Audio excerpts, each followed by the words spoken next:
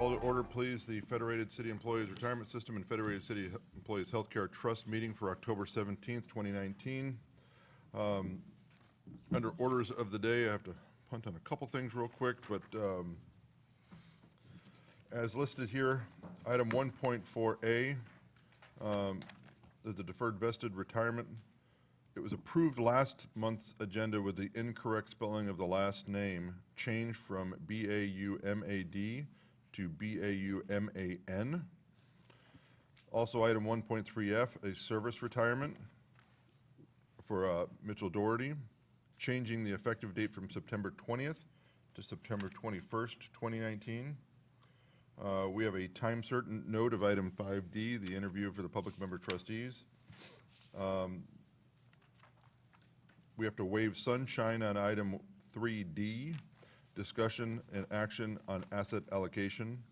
For the various presentation not posted will be handed out at the meeting. So we have a handout that was handed out here and it was not posted, and we'll rectify that. Anything else under orders of the day? Okay, I'll entertain a motion on the orders of the day. Second. All those in favor? Aye. Opposed?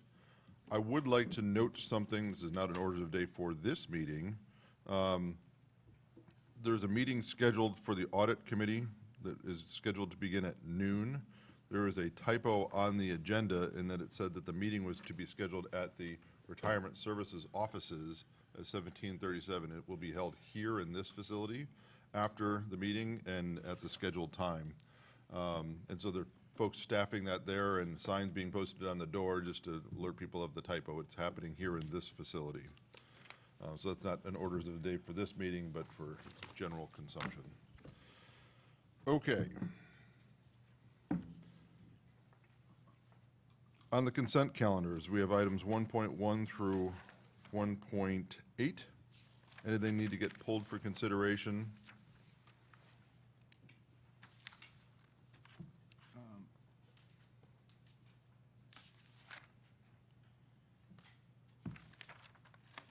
There's a maybe? No. No, all okay, great. Is there a motion on the consent calendar? Make a motion to approve the consent calendar. Is there a second? I second. Okay, motion and second. All those in favor? Aye. Opposed?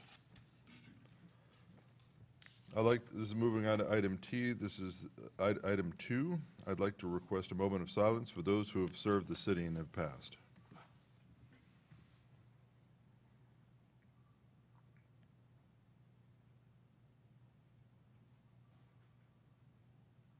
Thank you. Moving on to item 3, investments. Oral update from the CIO, Mr. Polani. Thank you, Mr. Chairman. I have no prepared remarks at this time, though I do have a few comments to make prior to 3D on asset allocation by Makita, just to give some background. So I will come back and talk just before 3D. Very well. Any questions or comments, not on his update, but any questions for the CIO? Okay, thank you. On to item 3B, that's discussion on the approval to renew a one-year agreement with Alborn American LLC for $20,000 a month on a month-to-month basis, and for the secretary to negotiate and execute an agreement for a not-to-exceed amount of $260,000. Mr. Kwan, the floor is yours.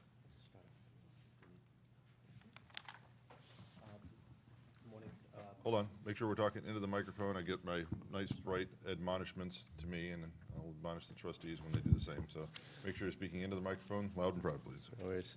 Good morning. You have a memo from myself regarding the renewal of Alborn contract for 1 year on a month-to-month basis at the cost of $20,000 per month.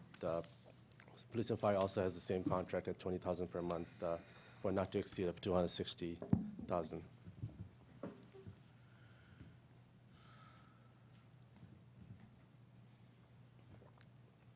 So you're looking at me. Questions from staff? There's a request for a recommendation. This was presented, I'll give the thorough presentation. This was presented to the IC and thoroughly discussed there about the value and need for this continued engagement. Also, that this would be revetted as the allocation gets revetted and brought back through the board. And do we have a timeline on when that revetting of alternatives in Alborn's. There's a presentation scheduled for the joint IC later this month. So the joint IC will be presented there, but then when will we come back to the board is my question. It could come back before the end of the year. Okay, so before the end of the year, this discussion will be brought back to the board about the allocation, and then you can be considering whether Alborn needs to persist in the current format or in a different format. And so this is to maintain the agreement through that period. So the board has a further discussion on the actual allocation. Yeah, if it helps, typically these are annual contracts, and it was requested we do it month to month to give the CIO and his staff some time to determine how exactly we want to use this particular consultant going forward. So we changed it to month. It gives them flexibility. Correct. So any questions? So I want to make sure I understand, wait, this additional amount of money, this contract will be good until when? This contract, Yeah, it's month to month for a year, and it can be canceled after any month, so this is 20,000 per month. per month. Also, this 260,000 is allocated for this fiscal year until June 2020? Yes. it That's is. correct, yes. Okay.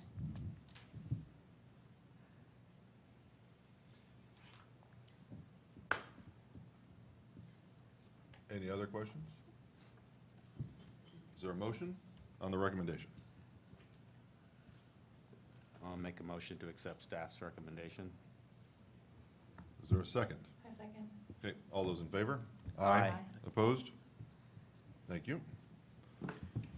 On to item 3C, discussion on and approval to renew the agreement with Makita Investment Group for $28,333 per month through February 2020, and for the secretary to negotiate and execute an agreement for a not-to-exceed amount of $240,000. Mr. Kumar. Yes, sir. So Makita was hired back in August 2009, and the contract was renewed in 2016. The current contract expired June 30th of 2019. Staff recommendation is to renew it for 8 months to February 2020 to match the contract of police and fire plan for the amount not to exceed of $240,000. If you have any questions, I'll be happy to answer. So this is maintaining the current compensation Exactly. on a month-to-month basis for the next 8 months. Exactly. And then when will the RFP be going out, or will you be doing an RFP, or what's the plan? The idea at this point is to do an RFP and perhaps closer to the end of the year. Closer to the end of 2019? That's right, calendar year 2019. Okay. Just a quick question. So the contract itself, there's no other changes, amendments to the clauses?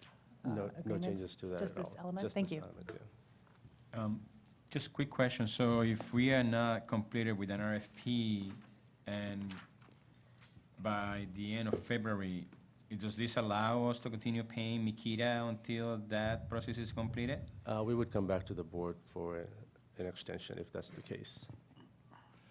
Yeah, because the police and fire contract also ends in February. So we'll have to come back to the board and ask for an extension on a month-to-month basis, possibly.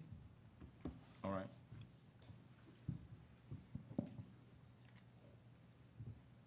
Comments or questions? I'll entertain a motion. A motion to approve staff's recommendation? Second. All those in favor? Aye. Opposed? Great. Thank you. 3D. This is the discussion and action on the asset allocation by Makita Investment Group. Thank you, Mr. Chairman. I'm going to invite Laura to come and address this. But prior to that, just want to make a few remarks. Asset allocation is the single most important decision that the board can make.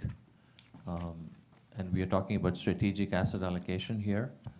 As you recall, the last time strategic asset allocation was approved was in 2018.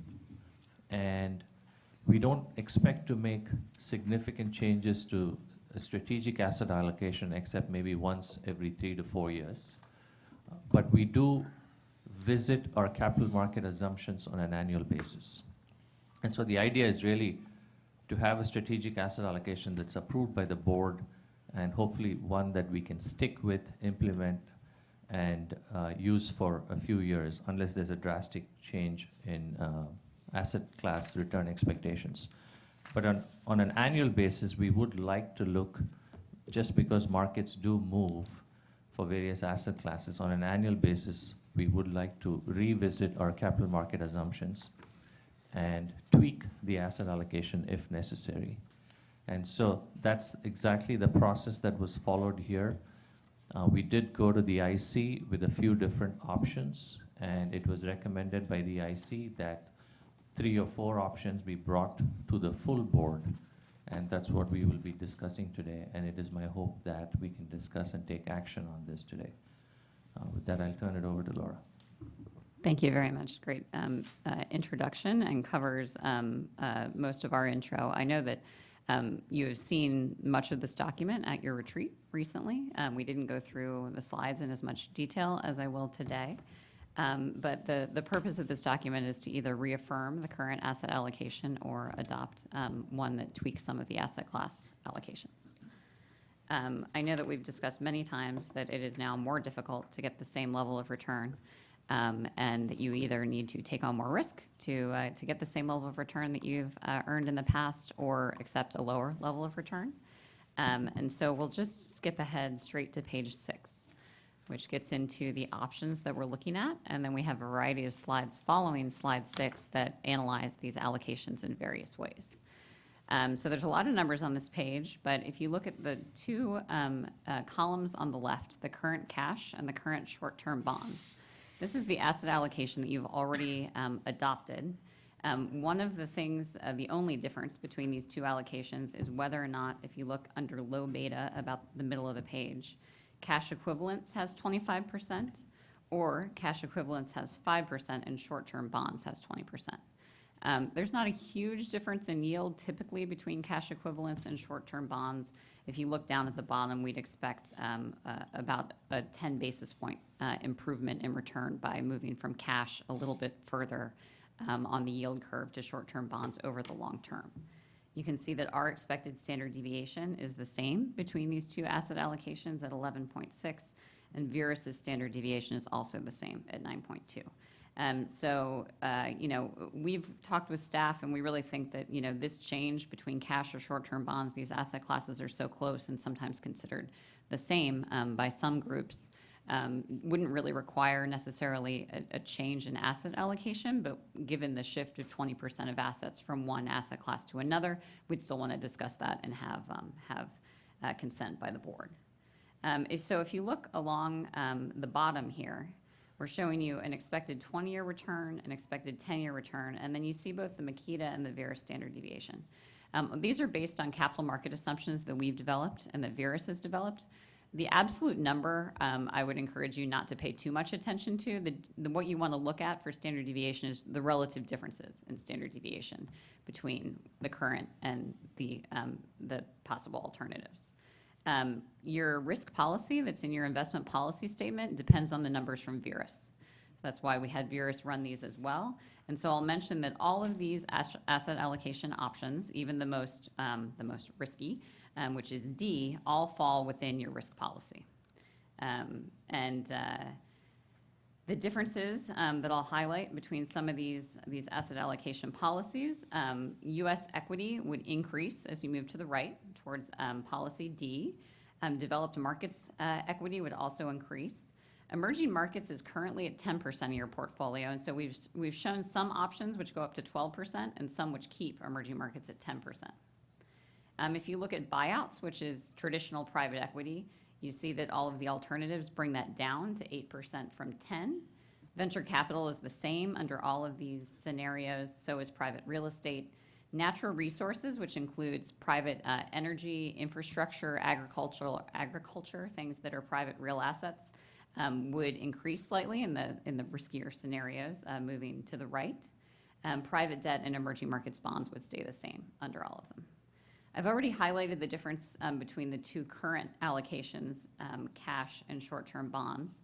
But if you look across the page here, cash would always stay at 5%. That's the immunized cash flows allocation that you have, designed to protect 5 years of net cash flows so that you can take more risk in the rest of the portfolio. Hedge funds would go down to 5% under most of these allocations. And as you would increase equity as you move to the right, you'd also decrease short-term investment grade bonds. That's the trade-off here. If you look under the other asset class, you see that under allocations A through D, we'd add a small allocation to investment grade bonds. TIP stays the same, as does core private real estate. Commodities would be eliminated as an asset class under allocations C and D. Then in the far right allocation here, you just see a 60-40 portfolio. So we're trying to look at sort of a peer strawman portfolio that people throw out, a 60-40 allocation. This is 60% global equity and 40% investment grade bonds. So in terms of our expected return, you can see as you move to the right, the more equity risk you take on, the less bonds you have in the portfolio, you'd expect a higher average annual return. The commensurate trade-off there is that you'd also have a higher standard deviation or risk with moving to the right with a higher expected return. The good news with a higher expected return is that you have a higher probability of reaching your assumed actuarial rate of return each year. So I wanted to set the stage by talking about the differences between these policies and then move on to page 8, which looks at peer asset allocations. So take these exact numbers with a grain of salt because they're self-reported. And some funds break out US equity and international equity and emerging market equity. Others just group it all in global equity, and that's what they report. But some of the key takeaways here are that the Federated pension plan currently has a lot less US equity than the peer group of defined benefit plans over $1 billion, and currently has a higher alternatives weight. Another thing that's notable is that the median allocation to emerging markets for those who report it as a separate asset class is about 5%, and yours is currently 10%. Your asset allocation options that we're considering here and the way that you've moved over the past several years is very similar to your peers. If you look at over 100 pension plans that are state pension plans, typically equity exposure has been coming down and alternatives has been increasing, similar to your plan. We then have a variety of risk analysis. If you want to take a look at page 10, we have worst case returns that we'd expect over a 1-year period based on our modeling. Also, the probability of experiencing negative returns for a full year or 3 years or 5 years. You can see that the numbers are different in terms of currently we'd expect your worst case return for a 1-year period to be 16% down. If in the riskiest portfolio we're looking at here, D, we'd expect 17.6% down, so a difference of about 1.5% of your total funds. The probability of experiencing negative returns in any 1-year period would go up by about 1% if you move to the right. Your probability of achieving your actuarial assumed rate of return would go from about 64 or 65% to closer to 70. I think one thing that this slide points out to me is that we're not considering huge changes here, and this jives with what your CIO introduced this exercise as. A 1% change in potential return over a 1-year period is not huge. So all of these policies we believe are reasonable. The next couple of pages, on pages 11 and 12, get into historical scenario analysis. So what's important to us about these slides is they don't depend on Makita or Virus's expectations for future returns. This is actual historical scenarios. These are indexes, not your actual managers in your portfolio, since they weren't all around in all these historical time periods. And then the 60-40 you can sort of think of as sort of like an average peer.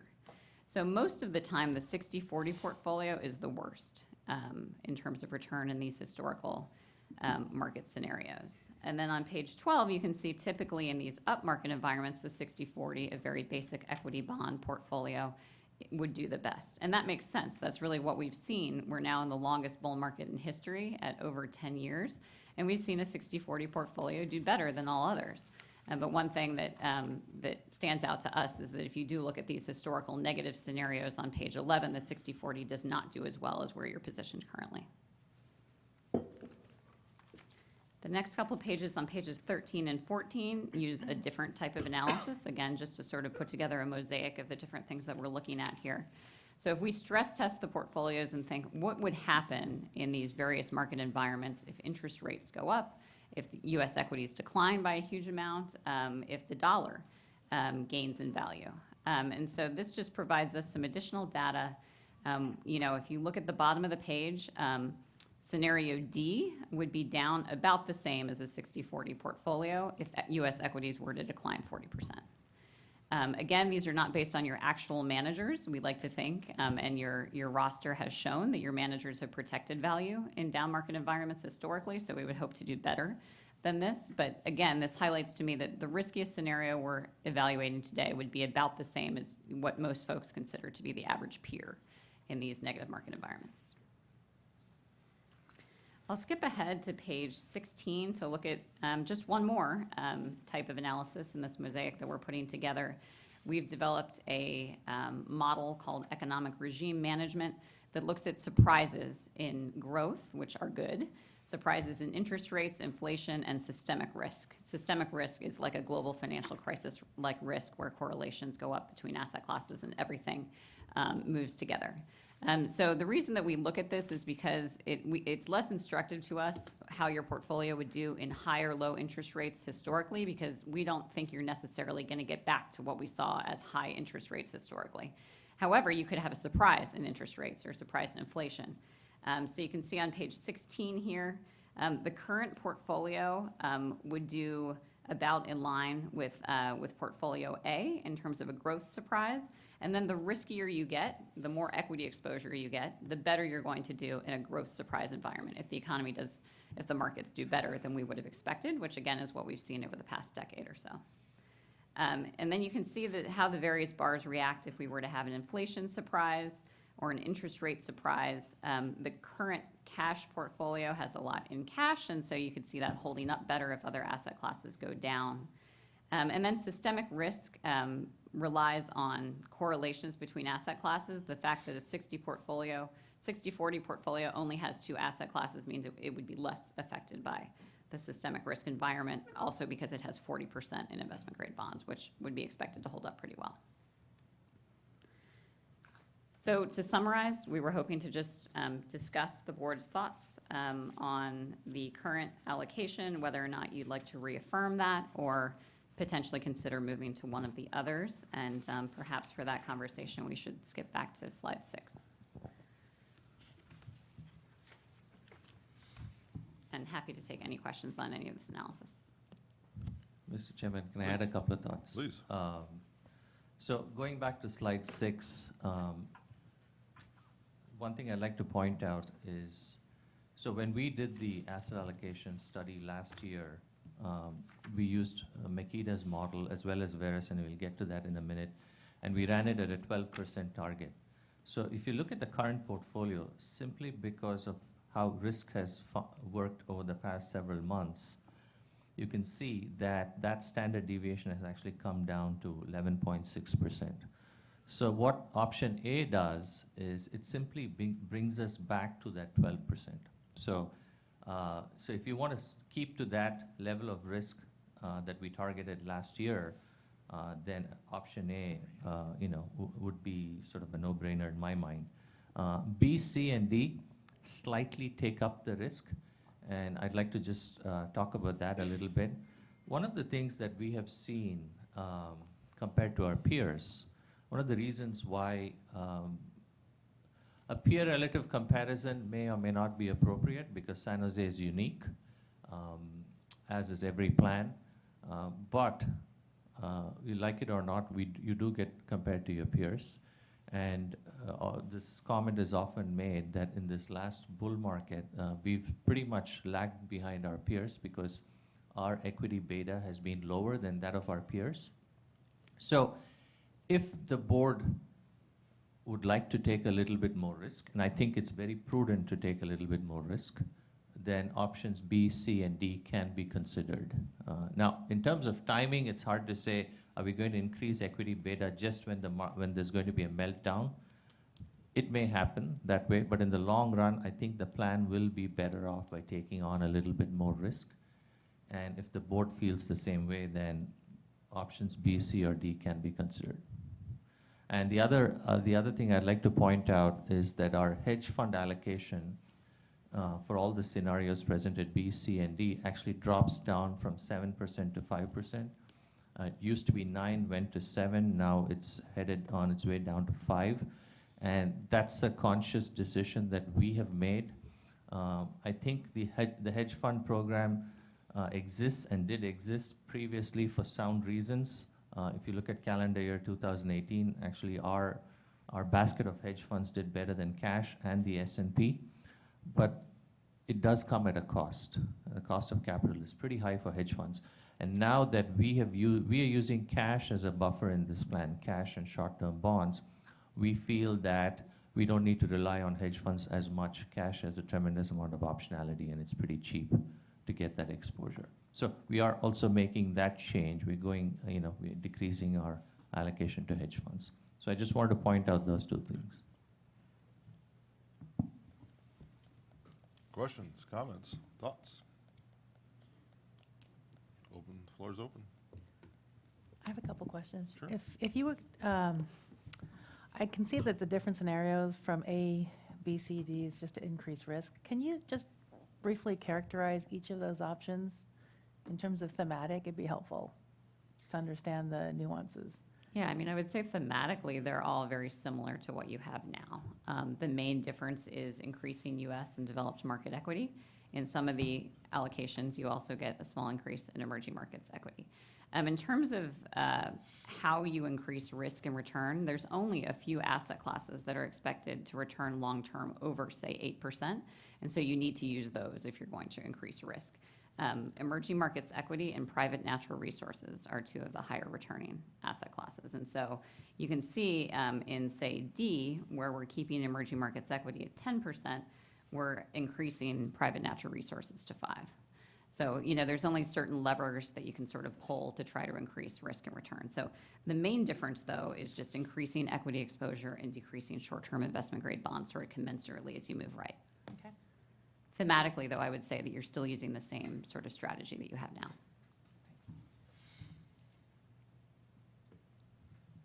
Anyone else?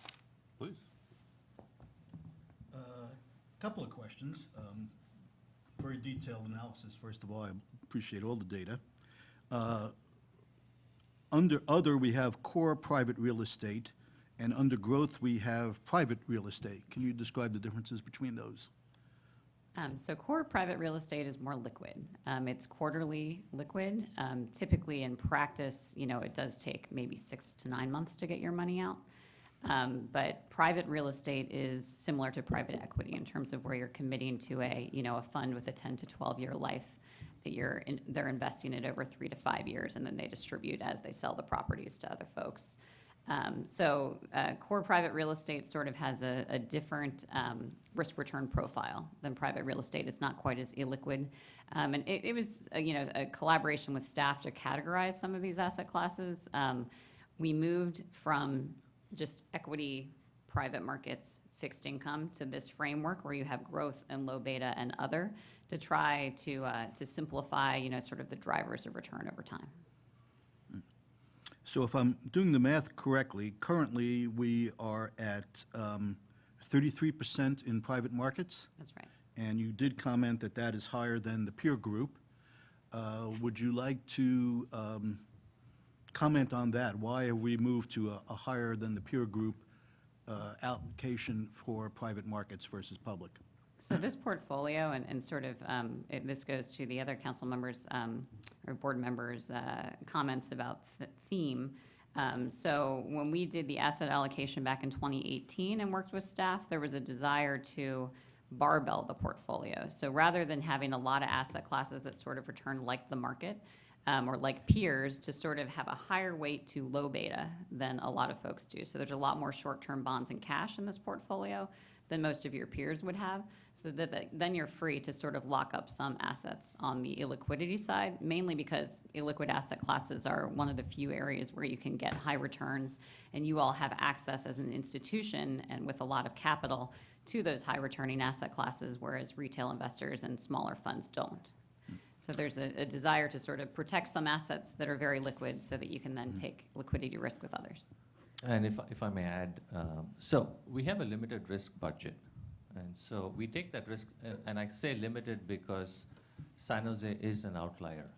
Our sponsor is very sensitive to fluctuations in portfolio value, because 25% of the city's operating budget goes into funding the pension plan, and which is, I'm sure Chiron can address that later, which is an outlier compared to all other plans in California. So when you have that, and you couple that with an underfunded plan, so the task is a difficult one in front of us, right? How do you increase returns given that risk budget? And one way to do it, and I'm not sure if there's a better way to do it than this one, is to take as much risk as possible on where you can actually get the maximum returns, and that is on the illiquid side. And how do you buffer the increased risk that comes from that is by, as Laura mentioned, the barbell approach of having a lot of cash exposure. The other thing that illiquids do for us is if we had exposure, a similar exposure to public equity, which we can, the plan will feel the volatility of the markets. The advantage of being in illiquid assets is, from an accounting perspective, from an economic perspective, I'm sure even private assets are fluctuating just as much as public assets. But from an accounting perspective, just because of how valuations and mark-to-market work, you don't feel the volatility in the portfolio as much. Mhm. And so that's one reason why we do the barbell. Thank you, that's very instructive to me. So I understand that the private markets tend to obscure the volatility, and that has an important value in and of itself. But by obscuring it, I mean, there is a real underlying volatility. It's simply not recognized in a mark-to-market sort of way. We say we've used private markets to achieve a high return, or that's the goal, but have we in fact achieved a high return in the past to date by going with private markets? It seems we've not. Actually, we have. Mhm. I'm not sure if that slide is in this. I just made a presentation to the city council recently, and we also showed this. We had a meeting, the joint boards and city council meeting on April 30th, and I'm sure it's on your iPad, but I don't know if we have that slide That here. slide's not But we actually showed over a 3, 5, and 7-year period, I believe, that each of the private asset classes had done better than public markets. Of course, you can slice and dice the data and look at different time periods, and there are ones where, we have been in this 10-year bull market for equities. But private markets over the very long term, over decades, once you've built out a program, typically our funds that we work with that are most successful over the long term have consistent, well-built-out private markets programs that deliver over the long term. I see. So when you say they've outperformed the public markets, you mean over a long term in excess of 10 years? That's, yes. I mean, the Because of past it- 10 years, everyone should have been 100% US equity in the S&P 500, not just Russell 3000, because once you include small caps, then things fall as well. So we have been in a very unique market environment, but in all other historical time periods that we look at, and if you even extend the 10 years, just another couple of years, private markets have done better.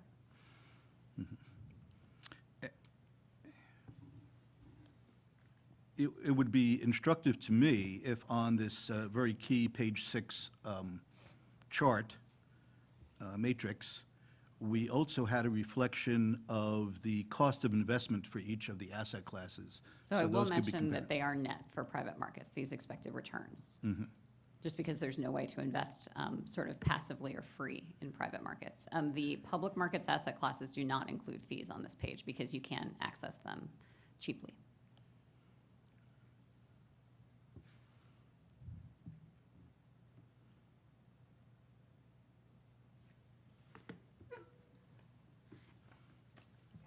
More thoughts, Mr. Hort?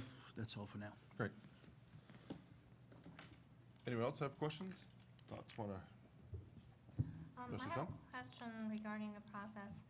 I remember we just had the investment policy revamp last fall, not long ago. How are these how different are those options from our policy targets? And then from the policy standpoint of view, how often do we review the asset allocation? We just set the asset allocation, if I remember it, we just set the asset allocation policy range less than a year ago. Sure. Do you want to reiterate, Mr. Trustee, Mr. CIO planner? You'll get there. I know, we've got a few years. Yeah, so if you go back and read the investment policy statement, what it says is that we expect to have a strategic asset allocation review done every 3 years, but on an annual basis, we will revisit our capital market assumptions, and that is exactly what we're doing today. And we are not asking the board to change its asset allocation today. We are merely giving the board some options out there in light of how capital market assumptions have changed over the last year. So the allocation on the left, the current cash, is the one that's in the investment policy statement as your adopted asset allocation.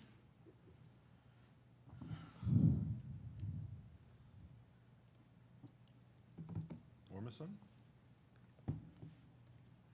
Okay. Anyone else have questions or comments, thoughts, approaches they'd like to take?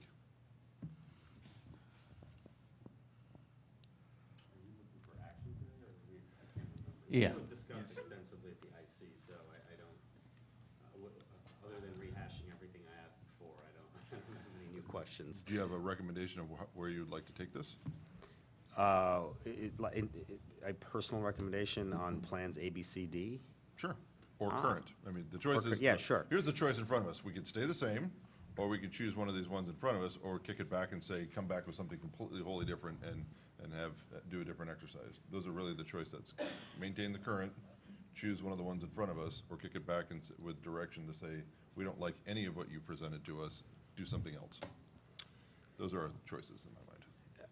I mean, if it helps, I wanted to give people a chance to ask questions instead Sure. of sort of unduly influencing with an opinion. Well, But now's your chance to influence.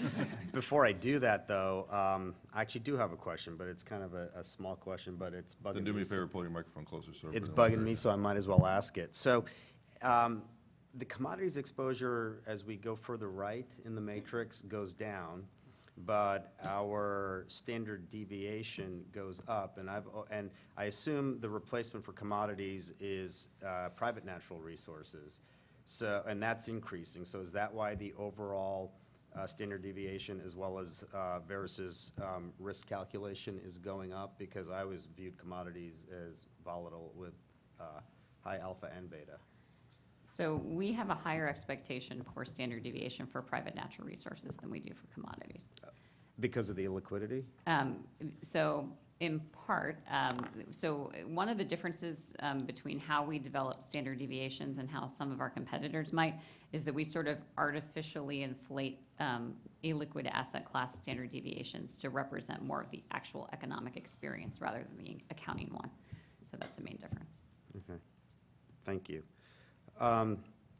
So for what it's worth, my general point of view, and people who know me personally will find this shocking, I'm a bit ambivalent as to any of these options. I think they're all thematically roughly the same, and I like the strategic asset allocation that we set last year.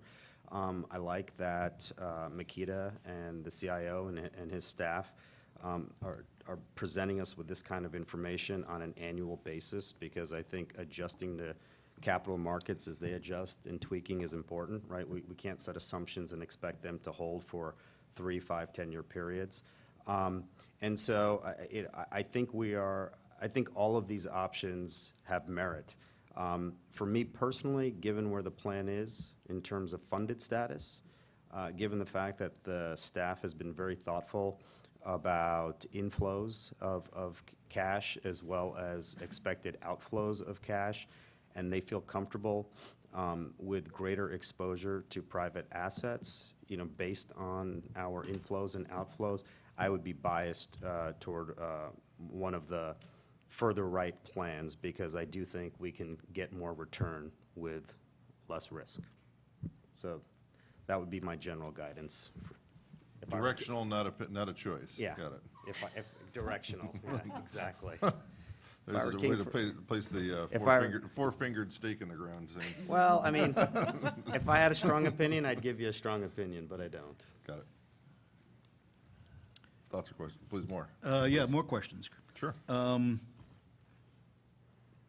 So it was a very interesting comment you just made about Makita adjusting the private market volatility to reflect the real underlying economic reality. It seems to me, is there some way, some means by which we can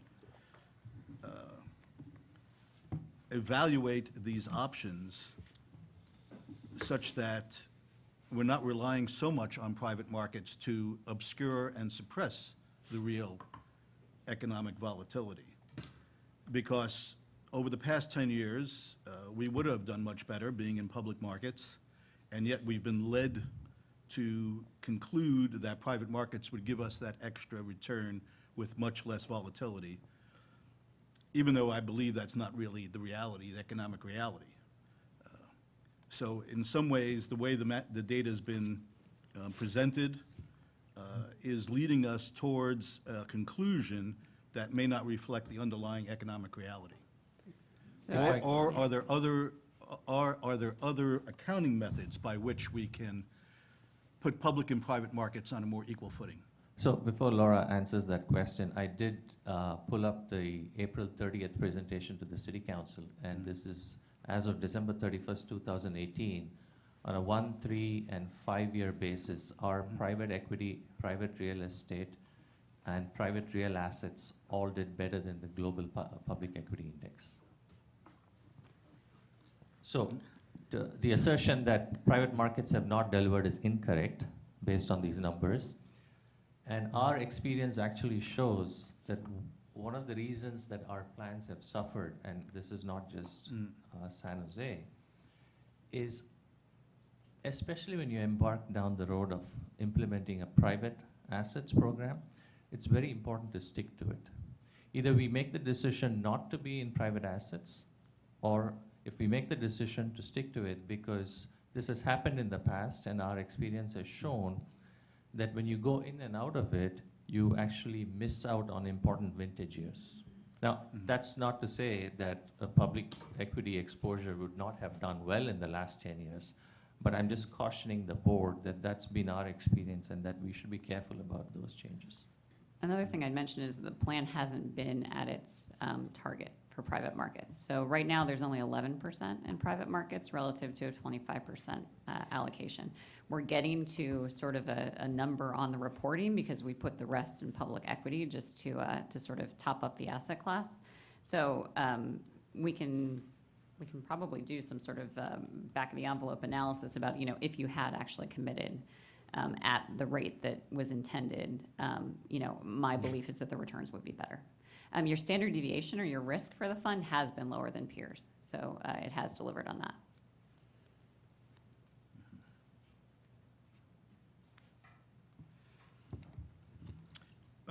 Since you've solicited what people's preferences are, I think I would prefer to see some more options. A, B, C, and D are only marginally different from each other.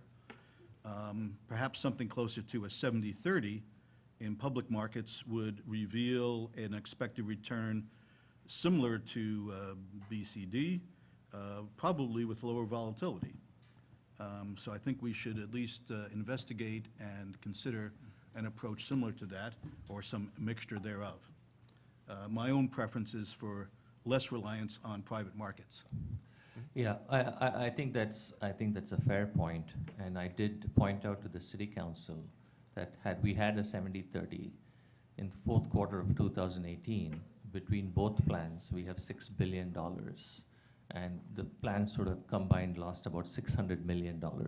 So if you can stomach that kind of volatility quarter to quarter, sure, 70-30 would be a great way to go. Right. But we've prudently implemented a immunized cash flow, which would give us, let's say, the courage to stomach those, it seems to me. So we have the means to.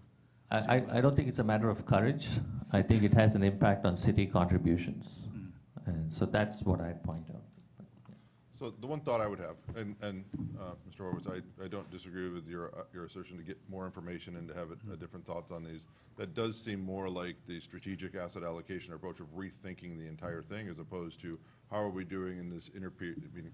I mean, Trustee Sun brings up the right point. It's like, how often are we doing this? Making sure, as does Laura, having kind of sat through some of the stuff of we're gonna set this allocation and not actually implement it, because we didn't have staff or people on board to actually implement those plans, so that we could actually witness what, you know, that we're actually there, and see what that experience is before we got to pivot on something else. And so that's been sort of my push for the last couple of years is, how about we set a plan and actually implement that plan so we can witness what happens to it, as opposed to seeing where the wind blows and then move it every 5 minutes, is what it's been what felt like towards the first 8 years or so of being on here. And we've gotten a little more steady Eddie on it, and especially with Mr. Polani come on board, like, this is the growth, this is the path I would like to take. Here's our strategic allocation conversation.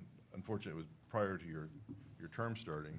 Now, that doesn't mean that we can't ask Mr. Polani to come back with some other thoughts or have a more deeper discussion on, does the board want to make a strategic decision now?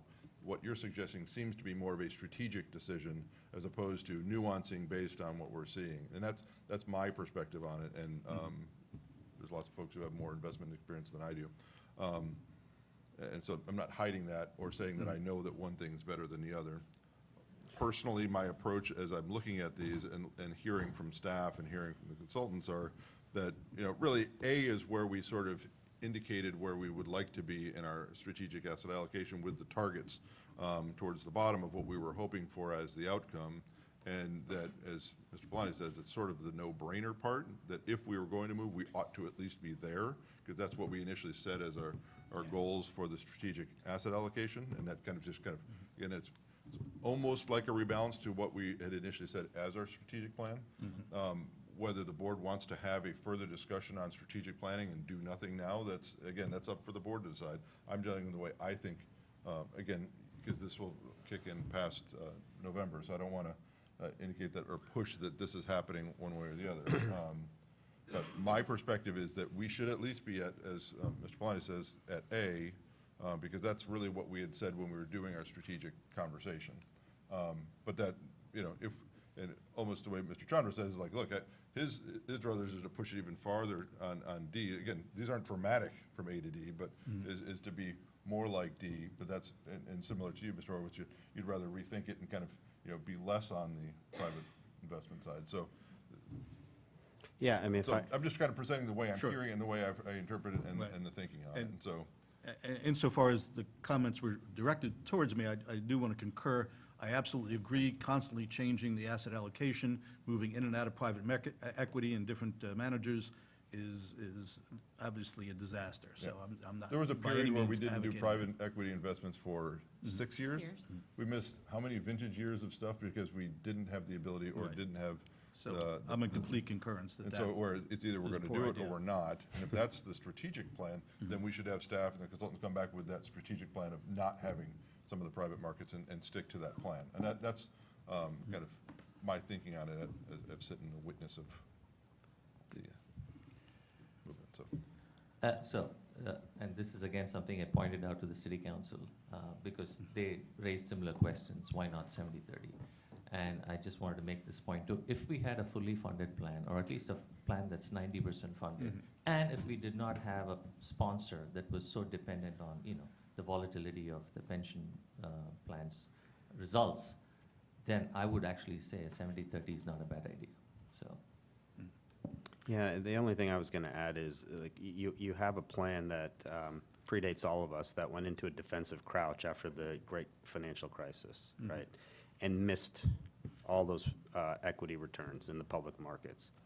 So do we wanna jump in and buy high and potentially sell low by overweighting to equities at this point? The answer might be yes, we may get another 10-year run, but can the plan withstand that kind of volatility? Right, so everything that we do, and the reason we try to meet with the city council, and Councilwoman Davis has been incredibly helpful as a liaison for this effort, because it's not easy, is to explain to stakeholders that returns don't exist in a vacuum. They exist alongside the needs of the stakeholders, the ability of the city to raise taxes if we miss on our targets because we take on too much risk, and we get very little guidance. So we have to try and create a plan here that seeks for as much return as possible with as little risk as possible. And we know the world doesn't work that way. And so all of the thinking is not just in the abstract, let's just add some more. And I'm not suggesting you're saying this, columns. We have a strategic plan. We don't want to deviate from that because that's the stupidest thing we could do, right? And then within that, we just want to revisit these on an annual basis and see if there's some tweaks. And our strategic, we might have made a bad bet 3 years ago, but a worse thing to do would be to continue to adjust that on an annual basis. And I know you're in agreement with that, but I just wanted to give you the benefit of the historical thinking, at least for the time I've been here, on how to manage a very tricky situation. Right, thank you. Just one comment on what you just said about, jumping into the public markets at the peak or potentially at the peak. I guess I'm less concerned about that because the sublime genius of asset allocation is to reallocate funds when a particular market is reevaluated downward. So there's not the danger I see in increasing an allocation to any particular asset. If it goes down, we would further increase our asset allocation, maintaining the percentages of the total portfolio. So mathematically, where that helps, going back to strategic, is if there are small changes. If you go to 70% equity, 30% bonds, and there's a 20% market correction, sure, you can rebalance to 70-30, but with a much smaller asset base. And so I think what Trustee Chandra was trying to say, I agree with that, is, one of the reasons we de-risked the plan was the 2008-2009 experience, right? And especially with the sponsor who's so sensitive to our returns, we're trying to avoid that situation again. So mathematically, what you're saying is true if there are modest fluctuations in asset prices. But if there is a meltdown, sure, we can get back to 70-30, but it would be on a lower asset base. Right. But the experience has been a reversion to the mean. So even on a smaller asset base, that's a very effective means to increase returns. So. But you would have to have twice the upward movement on a smaller asset base. To get back to it. Yeah. One other It's thing I almost like, mentioned- we are sort of, this is the hand that we've been dealt, so I don't think we're going to get some sudden infusion or massive influx of contributions. So based on, No, you're not.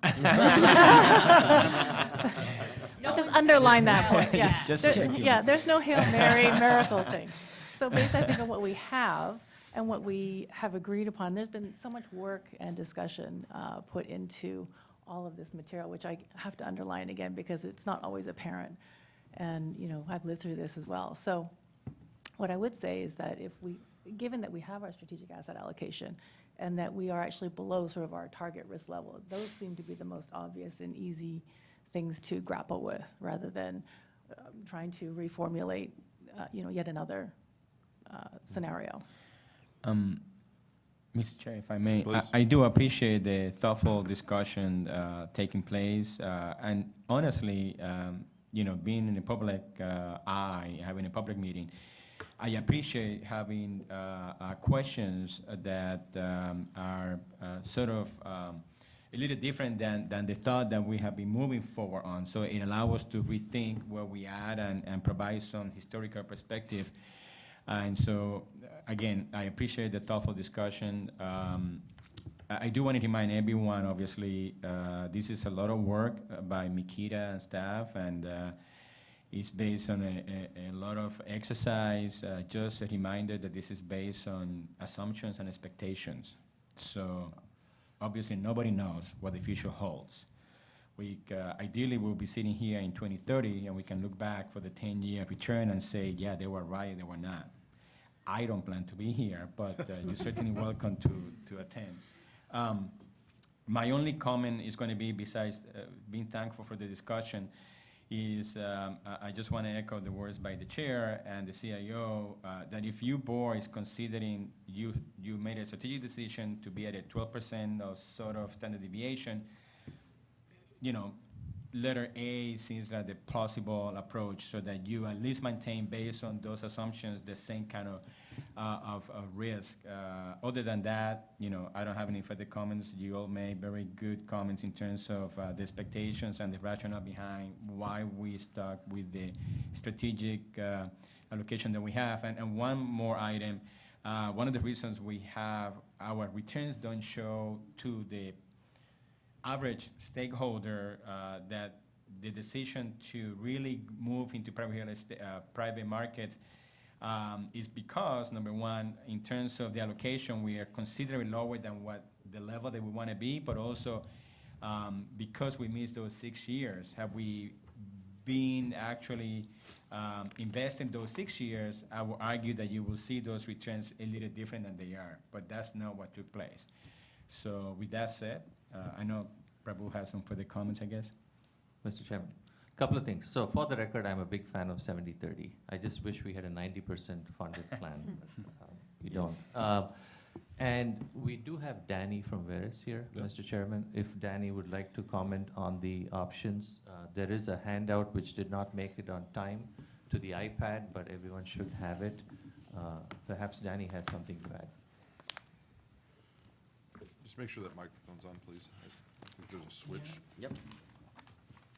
Danny Sullivan from Veris. Thank you for having me here. So you guys have already gone through a lot of the discussion here. So I'll just give you a few of our takeaways. We ran this analysis on our end independently using the risk system that the board has, right? So that's MSCI Borrow One risk system, along with some of our own capital market assumptions that we have. So if you're making a decision on return, we'd recommend you use, Makita's assumptions. They're your general consultant, but we have some additional observations from a risk perspective here in the handout. So the high-level takeaways here is, all of these mixes that we analyze, they fall within the operating zones that we've defined in the investment policy statement. So none of them seem unreasonable. Any of these would fit just fine if the board decided to move to one of these mixes. The increases in volatility are consistent across both Makita's capital market assumptions and Veris's. So that just basically confirms that both of our firms have expectations that are consistent across some of these different asset classes, and we see, consistent increases across these mixes. Expected returns are going to increase from 50 to 70 basis points from the current allocation by moving to the higher risk mixes. So this is the trade-off you're considering making is 50 to 70 basis points of additional return worth the additional risk that we take on. And there's a few different ways to think about that, and I'll go into kind of our perspective on that in a second. The return per unit of risk, or the Sharpe ratio, are pretty consistent across the mixes. They change slightly, but amongst friends, it's basically the same across all these mixes. The increases in volatility really come from taking more equity risk across the different mixes. And you can see that in some of the factor decomposition that we did in the deck. And I won't dive into all the slides and rehash all the discussion again, but it's basically coming from more, from taking on more equity risk. And we see that in terms of equity beta also. And then the last point here is interest rate risk or duration is not a huge component of the risk in these portfolios. So we in one of the back slides, we had a comparison of what your average peer is, right? And the average peer has a duration of, I think it was 1.3 years. Yeah, 1.3 years, whereas your mix today has a duration of 0.4 years. So what does that mean? That means if interest rates rose 100 basis points tomorrow, your plan would be expected to lose 40 basis points, whereas your peers would lose 1.3%. Alternatively, if they fell, if interest rates fall another 100 basis points, you would be expected to gain 40 basis points, where your peers would be expected to gain 1.3%. So not big bets. These are small, this is small exposures to interest rate risk, right? That's the takeaway there. Jumping to slide 3, and I'll just hit on this one slide and then let the discussion continue. So the risk operating zones, I think, is, as you're considering potentially moving, again, I said at the onset that all of these fall within the expected operating zone identified in the investment policy statement. Why do we care about volatility? You had a healthy discussion today that identified all of that. If I were to distill it into a couple of sentences, it's really that you care about volatility because of the impacts it can have on your funding status.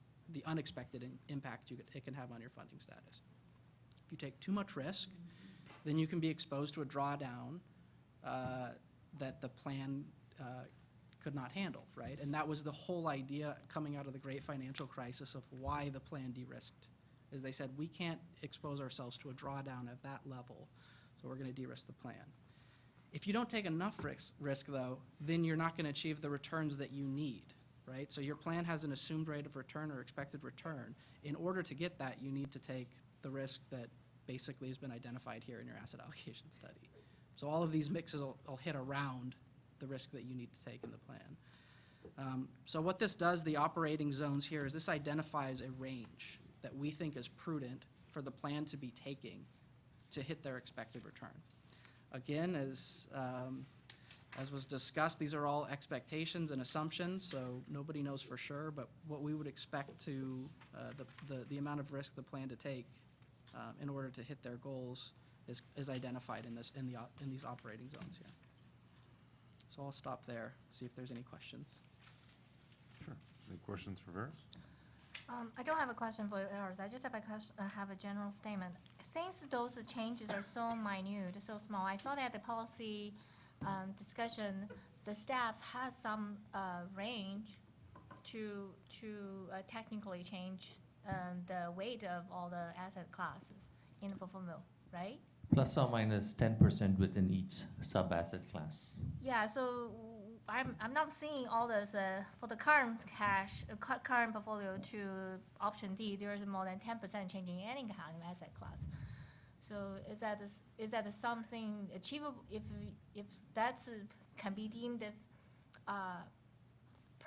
prudent by the staff, shouldn't staff be able to make the decision with this investment committee? Well, the idea behind the plus or minus 10% is really simply to rebalance to target. It's not for us necessarily to make a judgment call. So what that allows us to do is, so our goal is to stick to the strategic asset allocation mix at all times, but it gives us some flexibility, so we don't need to rebalance on a daily basis. So anything within that plus or minus 10%, we would actually go and rebalance on our own, go back to strategic asset allocation, right? So that's not a decision that we are making based on an analysis of asset class expectations. This analysis is actually made based on revised capital market assumptions. So to that extent, I view this as more as tweak to the SAA than a normal rebalancing, which is why it's brought to the board. So, because if you now approve, for example, option D, then staff will still have the flexibility around option D on a plus or minus 10% to rebalance back to target. Okay. The other question I have is you mentioned about the 12% is standard deviation. Is that something, I don't remember reading that number in the policy statement. Is something in the internal decision or the policy decision? That was based on extensive studies that Veris did. Do you want to talk about that, Danny? And that was done, in fact, predates me. Yeah, so what we looked at was basically how much volatility can the plan take? At what level of volatility would you have a very low likelihood, but still a likelihood of incurring a drawdown that this plan could not handle? And so we looked at several different levels of volatility and several different levels of drawdowns. And what we said was the plan is trying to avoid, right? They want to have a very low likelihood of having a drawdown in the range of 20 to 25%. And then we backed into that 12% number as being the limit for total plan volatility the plan does not want to exceed. And then we put the operating ranges around that. So the idea behind that is 12 is your limit. We don't want to see that exceeded. As you approach that limit, we want communication from the consultants, from the CIO to the investment committee and then to the board, so that as risk is potentially increasing through time, everybody is fully aware that it's increasing and can have a discussion about it. And conversely, if it's going too low. And there are a few appendices to the appendices to the investment policy statement, and the risk statement with the ranges is one of them. And as I understand, that study was done a couple of years ago, and it was not just quantitative, but members of both boards were actually hold on those numbers. I'm sure this has been discussed in prior meetings, but I just wanted to ask, because you're both here, and there's another item on the agenda later where this might be helpful to have just a quick explanation. Looking at page 4 of Veris's report, what, across the board, there's very different assumed rate of return, expected return from Makita and Veris. And I was just wondering if we could have a quick explanation as to debate why there's such a large difference.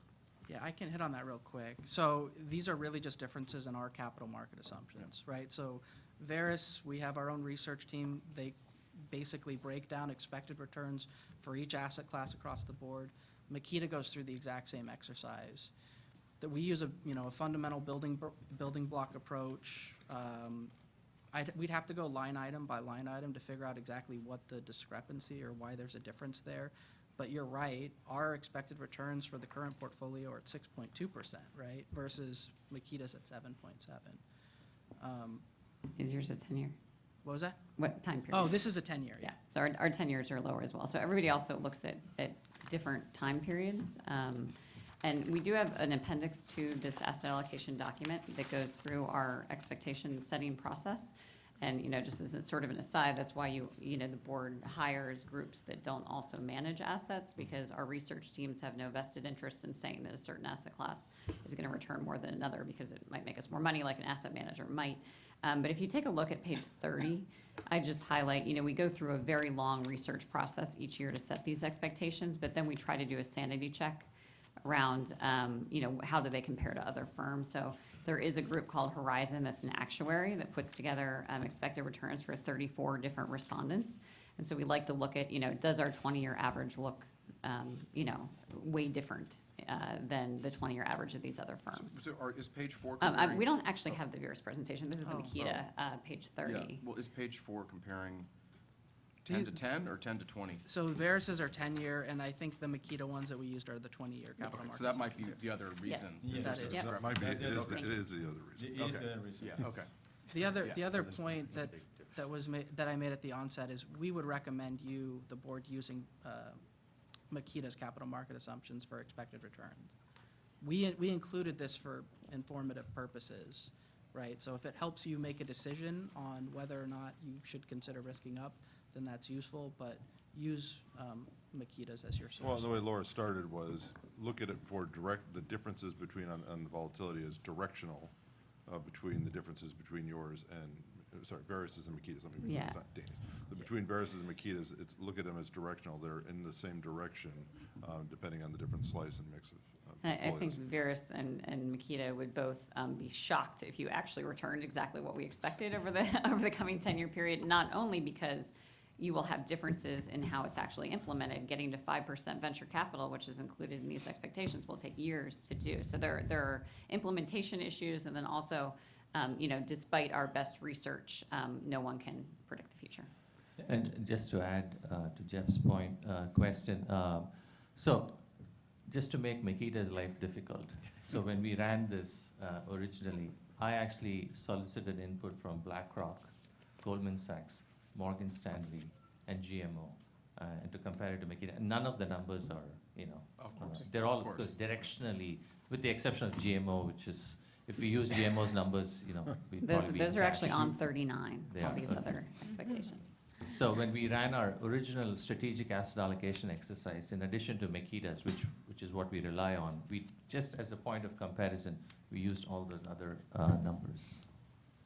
Well, and the time period is the thing that's the challenge, that very few of them ever are lining up with the exact time period that, and this has been our constant battle, why don't we just pick 10 or pick 20, and the reality is it's yes and, because we're a perpetual fund that needs to be planning, and we need to get through the first 10 years and hopefully experience the 20, depending on what direction they're going. And so knowing the 10 is important, knowing the 5 or 7 is important, but also kind of that longer-term plan, as we said, our strategic allocation for this longer-term strategy is very important.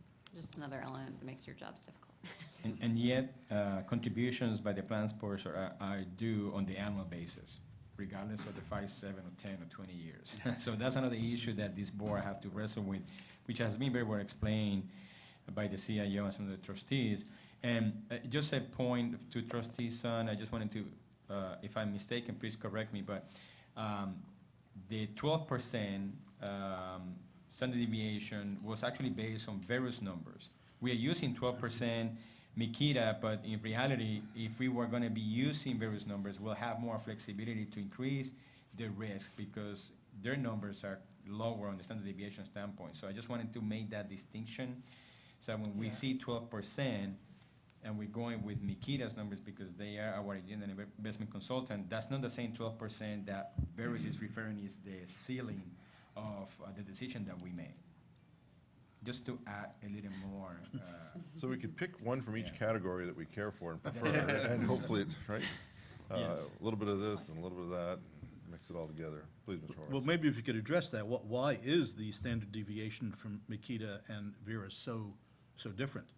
That has to do in part with the private markets artificially inflating to reflect the economic experience and not just the accounting one, and sort of actual relative to, all firms that you look at are gonna be different.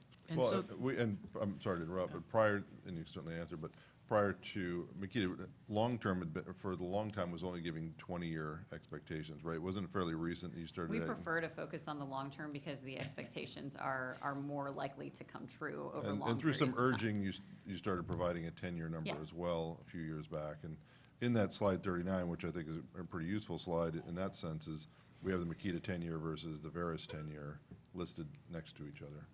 But please, continue. yeah, so the one point I'd like to make about so it says Veris standard deviation. This is the volatility that we're getting out of the MSCI Borrow One risk system. So this is the risk system that this board is invested in and that we're using to monitor the risk in the portfolio, right? So this is all your underlying exposures. So when we say in the asset allocation study, we're looking at the strategic asset allocation volatility, but what these numbers really matter for, what these limits and ranges really matter for is your portfolio. So these are your actual implemented portfolio. I just wanted to make that point. We'll get to this, also, it's a slide in our quarterly reporting, but in terms of actual volatility, actual experience volatility has been very low relative to expectations for everyone across the board, really, for the past 10 years. So the fund's actual standard deviation was 7.1% relative to a 7.7% peer median. So like the 95th percentile of the peer group had a standard deviation, so the highest percentile of 9.2%. So everyone's has been lower than the actual projected volatility. So if I can make a humble recommendation, and you can choose to.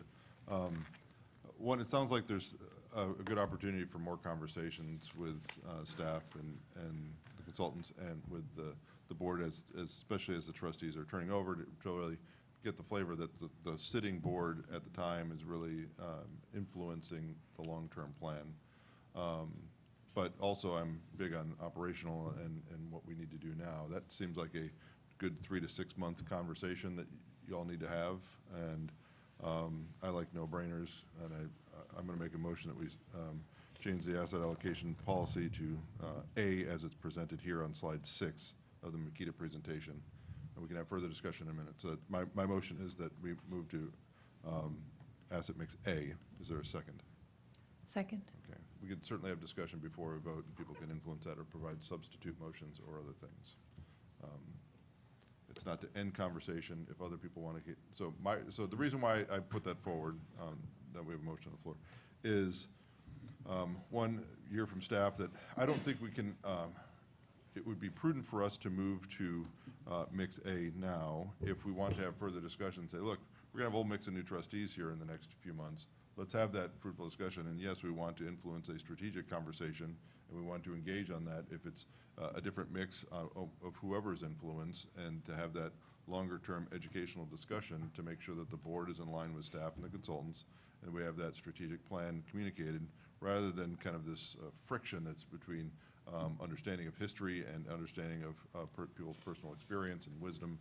And I think that would take a little bit longer than what we would need to do as far as operationally move. That's my opinion, and the reason why I'm making that motion. But open to all sorts of other people's interpretations or thoughts.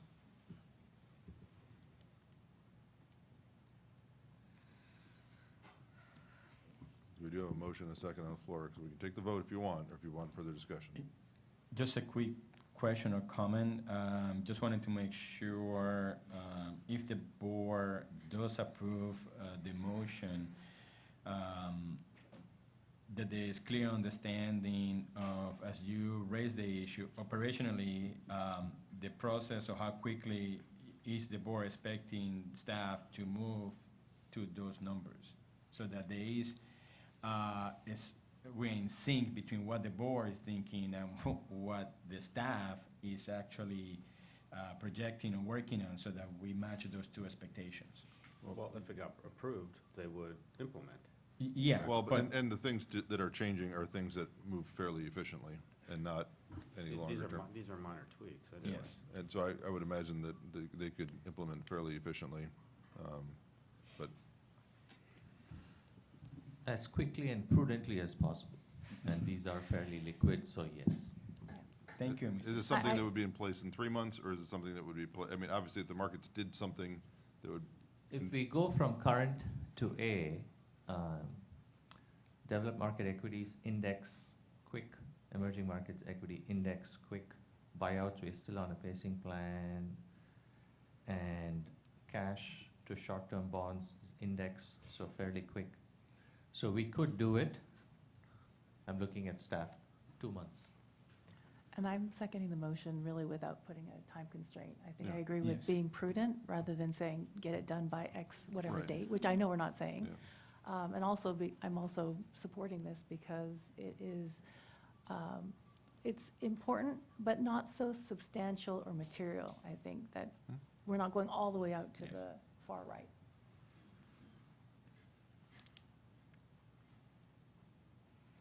more questions or thoughts? Yes, ma'am. I just have one. I appreciate that the motion on the floor includes Veris having an expected return that's close to our assumed rate of return. I think it's prudent to have both of our consultants at least above that threshold or close to that threshold. The current allocation has the Veris expected return at 6.2%, so I like A. That makes sense to me. Yes. Even though I don't have a vote. I I understand. thought I'd weigh in. You're here to weigh in. Now Veros is on the hook. We have to make sure that those capital market expectations Yeah. do pan out in the If next. you give him 10 years, he might say. Yes. You'll be here to listen Yeah. to that in 10 years? Okay. More comments or thoughts on it? I mean, I'm just disappointed to find out that you don't have a secret cryptocurrency account for all of us. To get us more cash. I mean, I have a small announcement when we get to my spot, but it's. okay, we got a motion second. There's nobody else asking for more thoughts. Yes, sir. So it sounds like you're advocating A because it's closest to where we are now, and we're only looking forward 3 to 6 months, so it's easier to implement a small change versus a bigger change. That's not what I said. That's not, Maybe I'm mischaracterizing No, your that's fine. So thoughts. the reason, because A seems like it is in line with what we intentionally set as our strategic asset allocation based on risk measures. And this mix gets us to our risk target as well. Sorry, the standard deviation target, most efficiently. I think if we want to have a broader strategic discussion, we should have that, but not in this discussion, in my mind. Because then, if we're gonna do nothing, I think it really should be, we should park ourselves at A, because that's really what we said we wanted to do last year. And then, if we want to kick off a strategic discussion about how we're investing, we should kick off that strategic discussion while we're parked in A, and that we're at least in line with what we said we wanted to do last year. And if we want to have a further discussion, that's all for the board to decide, and if we want to do that, do that. So it's kind of, you're saying, so my recommendation on this decision set is to move to A, if you want, and then a further direction can be to kick something off later on, but that's I think, subsequent to this decision. Also, A actually brings private markets down somewhat, and so any changes that you make that are all these index funds can be easily changed. More comments? Just make, I mean, first of all, I really appreciate the discussion, and I appreciate people's willing to challenge thoughts and to bring their own ideas. It's fruitful. I actually, I've been on many boards for many things, and I've always hated when we're all thinking, talking the exact same way. I've always advocated for people to speak contrary ideas, to help people think through and advocate and think why we're doing what we're doing and doing things intentionally. So I think it's great. I don't discourage it at all. So I think the conversation's been wonderful. Most people know me, I try to drive things to decisions and get it over with. If you notice, I haven't done this here because I think it's very purposeful to have this good, fruitful discussion. Okay, we have a motion and a second. All those in favor? Aye. Aye. Opposed? None opposed. Thank you very much. I appreciate the discussion. All right. We have a 10 o'clock. So let's. Okay, great. So I have a 10 o'clock time certain. I'm assuming the new burger is a longer item than 7 minutes? I'm not sure if that's gonna be. Could take longer than 7, potentially. Okay, so let's do this. Let's just call a recess till 10 and have our time certain at 10, and we'll take the new burger right after that. So recess until 10 p.m., 10 a.m., not 10 p.m. Please do.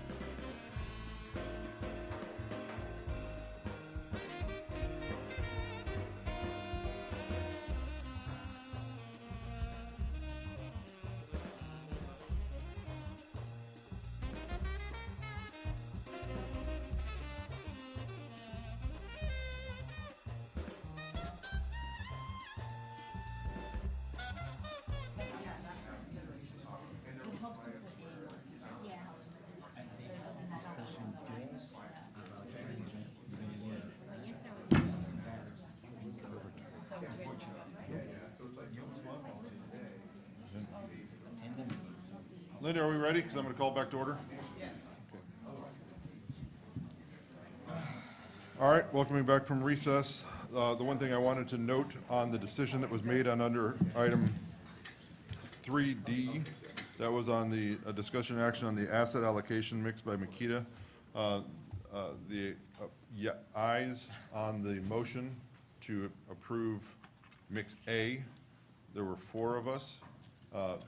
Mr. Horowitz abstained from voting on that one, so it was 4 ayes, 0 noes, 1 abstention. Okay, just for the record, so we get the minutes correct, please. Oh, yes, thank you. On item, so we have a time certain of item 5D, that's the interviews of the public member trustee for the Board of Administration for the Federated City Employees Retirement System. We have 2 members in front of us. We've done this so many times. This is exactly our 3rd time since 2011 doing this. So we have a long history of a litany of how to do this. Sarcasm. So general sense for those, what's going on here. We have 7 members of our board. 2 members are representatives of active employees. Trustee Sun and I are those. Mr. Castellano is a representative from the retirees group, retired members. We have 3 members from external outside sources that are appointed directly by City Council. Well, first of all 7 of us are appointed by City Council, but those are directly appointed by City Council through application process and their approval. The 7th member is also from the outside, but is interviewed and recommended by us to City Council, and if they accept that, they approve that and approve them as the next member. So this is known as the 7th member. It's recommended by us as far as what we would like to see. That's why we have 2 candidates in front of us. And so my understanding is there's only 1 present today. And so then we could have a discussion after we talk with them and make a recommendation to City Council. Do we have an idea of when that's going to City Council? Yes, as soon as if you make a recommendation this morning, Mr. Chair, we will pass that along this week to the city clerk, so it could be scheduled for the city council Great. appointment. So there's only a November 5th meeting and a November 17th meeting. So my recommendation and urging is to, the city council meeting. Yes, Is to get that on so that this member is participative in November. that's our goal. November 21st is the Fed meeting, that's So correct. The last chance to have all 7 of us here. Yes, that is correct. So, strongly encouraged so that if we can make a recommendation today, and if we can get that on city council's agenda so that we can have the person for our November meeting. Okay, so we have 2 candidates, Mr. Kelcher and Mr. John Klob. Who's present? Please, come on in. So we have this great public interview process. We have, so in front of us, we have your application provided to us along with Mr. Klob's. And so we don't have like a formal process or a written set of questions. So the way I have done it the 2 other times with my vast experience doing this is ask for a brief statement introducing yourself, what your interest and motivation is around being with us, what value you think your experience and wisdom would bring to especially after witnessing some of our conversations.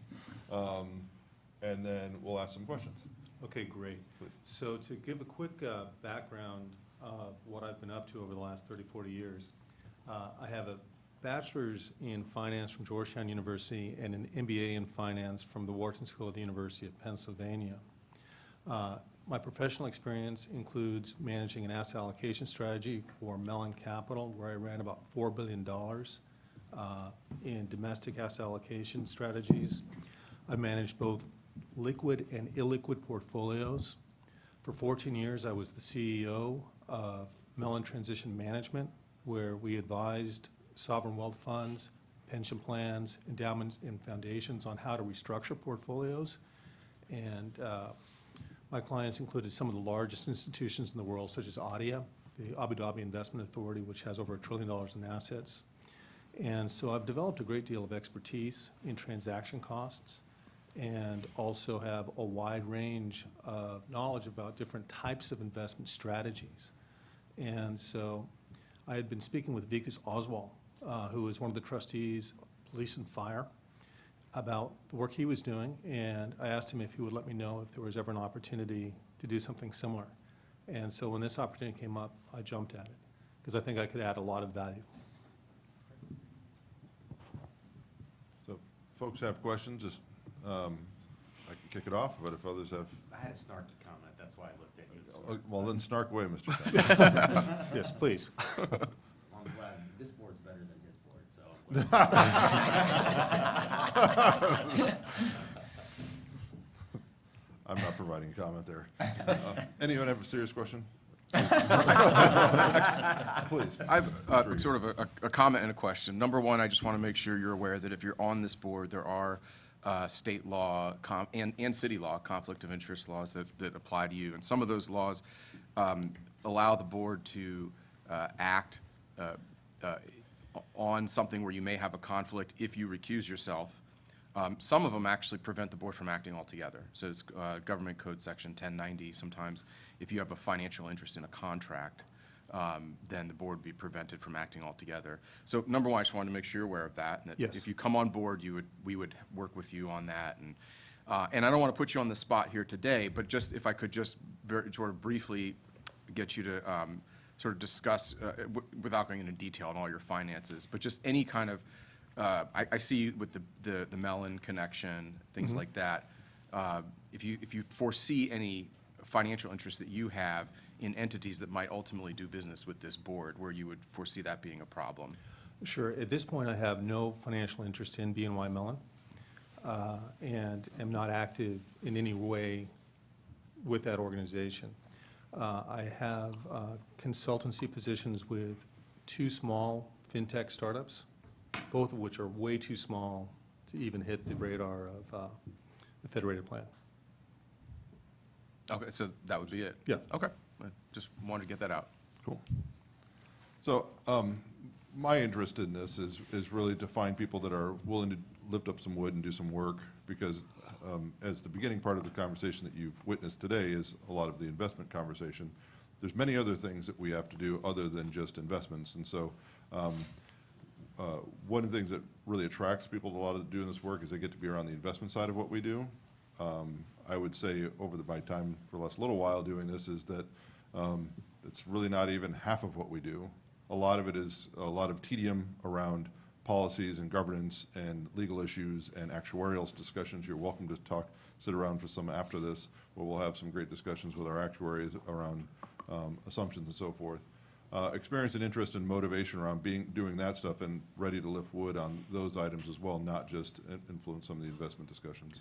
Sure. When I was at Allen Biller and Associates, which is a consultant, primarily focused on Taft-Hartley, I had attended more board meetings and sat through more trustee meetings than I will ever want to, unless I was actually involved. So I'm well aware of all the different things that a board does in terms of managing a plan.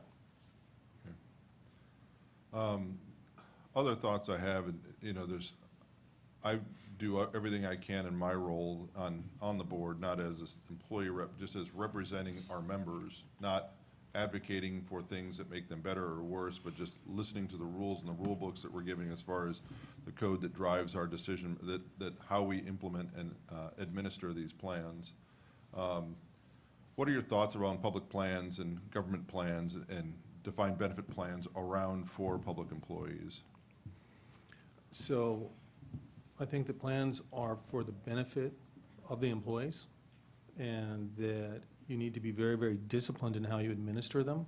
You can't make exceptions. You have to follow the rules and implement the rule book as best you possibly can. Okay. Anyone else have questions? Yeah, the first thing is I wanted to underscore one of Matt's observations about the scope of the work. I joined the board 3 years ago, and I come from an investment background like you do, and quickly discovered that that's a meaningful and important portion of the work, but there are a lot of things around governance, around working with the Office of Retirement Services to make sure that the stakeholders, current employees, retirees, are being treated fairly, getting their benefits, a lot of it very tactical. So I just wanted to, that's a comment, not a question, that there's a significant amount of work. you know, you may be a great candidate for our investment committee at some point, but there's a lot more work that we do than just that. So I just wanted, that, you know, from speaking from personal experience, that was one of the first things I observed. And I think you have to have some sort of appreciation and interest in that. For me, trying to solve some of those problems can be frustrating, but it's also intellectually interesting to see how you bring stakeholders and different organizations together around some of these issues. So, just a comment. No, and I would think that that's probably 30, 40, 50% of the job. And certainly, as CEO, when I first started the transition management unit at BNY Mellon, I was pretty much sure it was all going to be about trading.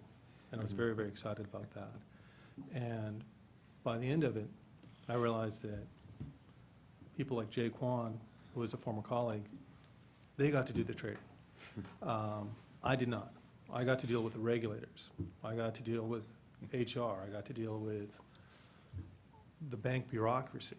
And so I definitely understand that this is not just about investment theory and getting to talk to managers and sort of the fun side of things. It's administration. Yeah, terrific. And my question would be sort of, and I think this gets asked in the application, but what is sort of your understanding of the relationship between the city and the board, between the board and the stakeholders, by whom when I affectionately refer to employees and retirees as stakeholders as one? And how do you think that it sort of influences our work? Okay. Well, I think it's definitely a balancing act. The plan is underfunded. And so the board needs to make sure that you have an investment allocation and strategy that will give a very, very good chance of meeting the needs of those beneficiaries. You also have very much a fiduciary obligation to the city, because the city is the one who is writing the checks, and they have the general fund that they need to be paying out of for funding these. And it's a difficult situation. How do you balance getting money from the city? How do you, your investments, and also meeting the obligations? You have many, many different loyalties that you have to be meeting. Absolutely. Let me just make a, oh, I'm sorry. Are you done? Do you have more? Go, I have one more, but go. Mine goes in a different direction. Just a very brief comment. I'm not judging the quality of the answer as a perfectly fine answer. I do just want to be very clear. This board does not have a fiduciary duty to the city. Okay, the fiduciary duty is only owed to the members of the plan. Now, there are many circumstances where the members of the plan's interests align with the city's interests, and therefore you take account of the city situation in making your decision. But I mean, I've been through litigation on this very issue, and you can't serve two masters. That's what the law says. Again, I'm not. Your answer was fine. Just a technical issue. You throw the word fiduciary in there, it gets my flags up. That's probably an excellent point. Yeah. and thank you. Introducing fiduciary counsel. Mr. Chandra.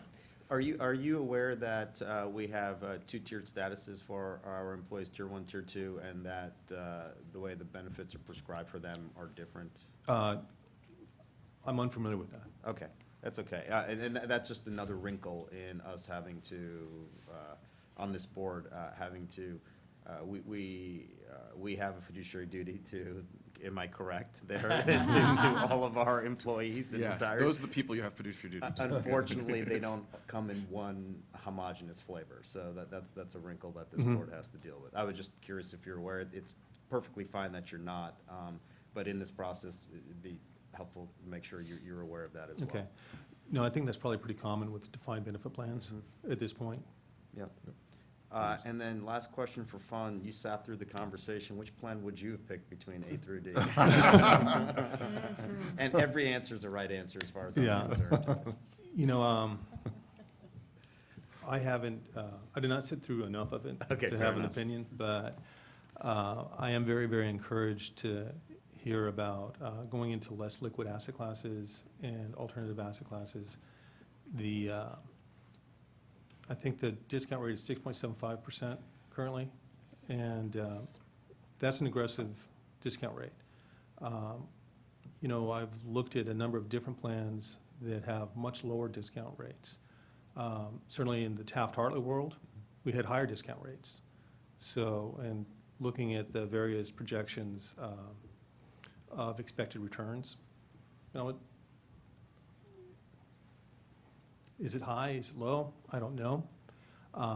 But certainly I think that trying to diversify across asset classes and across investment strategies is very, very important. And I think you're doing the right thing with that. Might want to stick around for the presentation after you, but it'll come up shortly. I'm done. Thank you. Okay. Thank you. Other folks want to ask questions? So how familiar are you with the state retirement system, the pension system? And then I understand from your application you are retired. Just wonder how available are you? The reason I'm saying that is that I've been to two trainings hosted by a statewide organization called Calipers. It doesn't really provide a lot of great education to me regarding the state pension system and then the fiduciary duties for the board members and how the board should be what the board should think about as the most important thing. But during those trainings, I found very few external members. Most of the people attending those trainings are employee reps or retiree reps. Very few so-called experts from external work actually attend those meetings, those trainings. Those trainings does not provide a lot of does not provide in-depth education on investments, because that's not what it's geared to be. But it does provide a lot of administrative or governance information on the board. And I actually sincerely hope all external members attend those trainings. It really it really helped me to understand what I'm supposed to do as a board member. So I'd like to see more external members attending those trainings and then really bring back the knowledge. Mm-hmm. So I do independent consulting on the side, but that's sort of very, very flexible. And I can work around various schedules. I don't have a lot of experience, direct experience, working with California retirement plans. That being said, I've worked with plans all over the world, whether it's superannuation schemes in Australia or New Zealand, whether it's retirement plans in Europe, in the Middle East, sovereign wealth funds. So I've been around institutional asset classes and institutional plans most of my career. And so I have a pretty wide range of how things work, and other than making a mistake on fiduciary obligations occasionally, I think I have the time to go to training where I'm weak, but I also have things I can contribute immediately. More questions? All right. Any final statements you'd like to have to close it out? Because what we'll do is, just so you know, what we'll do is we'll deliberate, and you can sit and watch us deliberate about you if you want. And then, or the other candidates, if you want it not, then that's fine too. So any closing statements? No, I would be delighted to join the board and help the plan. And I'm more than happy to give as much time as needed. Thank you very much. Thank you. Thank you. Can I say something, Mr. Chair, quickly? To him or about something else? Well, to him and in general, just quickly. We are hoping, the board is hoping, I don't want to speak for the board, but that this seat is available for the next meeting in November. So the person that is going to be recommended to the city council is to start attending meetings in November. So that's the first item I wanted to make you aware of. So it's starting next month. The second is, if you are the selection by this board and you're appointed by the city council, and you have the time today to have a little more fun, it may be helpful if you can see through the actuarial presentation, because you're going to be asked to be making decisions next month based on that information as well. So I just wanted to make that point clear. Okay, and when is the board meeting in November? The 21st is actually every Thursday, the third Thursday of the month is when this board meets at City Hall. Every third Thursday of every month. Okay, just in full disclosure, I'm going to have my first wedding anniversary that week. and I'll be out of the country. You're certainly welcome to bring your spouse. Change your plans, honey. We talked about Hawaii. Have a wonderful anniversary. Congratulations. Understood. That would not be exclusionary to any vote. Take or not. Thank you. Thank you. Just to confirm, John Klob is not here. John Klob is not here, so then we'll open up for discussion. We have the application here of Mr. Klob. The only other exposure I had to Mr. Klob that would be relevant to this discussion would be the conversation he had when, I believe, Mr. Horowitz was appointed at City Council. Both were interviewed there as well, and so I did get to witness some of that conversation and his answers to those questions. That's really the only other thing that I had as far as informing anything that I'm going to say today. Is besides his application, I did witness the conversation that both Mr. Horowitz and Mr. Klob had at the City Council meeting. When was it, 2 months ago, something like that? Ish? August, yeah. Yeah. So, thoughts, directions, I have ideas, but just one person. Is it mandatory for them to be present at an interview? Nope. Oh. It is not mandatory. Sorry, what was trustee? The question is it mandatory for the applicant to be present for us to vote for or not for them? Okay. No, what I meant is it mandatory for them to show up for the interview?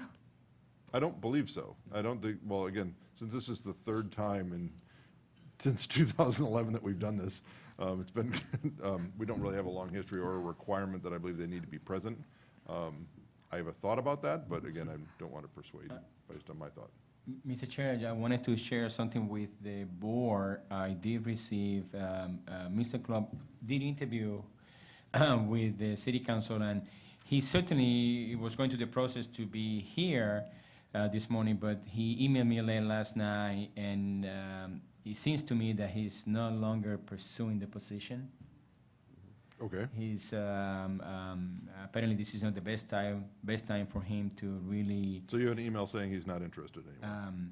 Not in so many words, but in what he explained, yes, Okay, that this so is not the that's- best time for him. So I just wanted to make that point clear. So that makes it a little easier. That's pretty for the board. influential.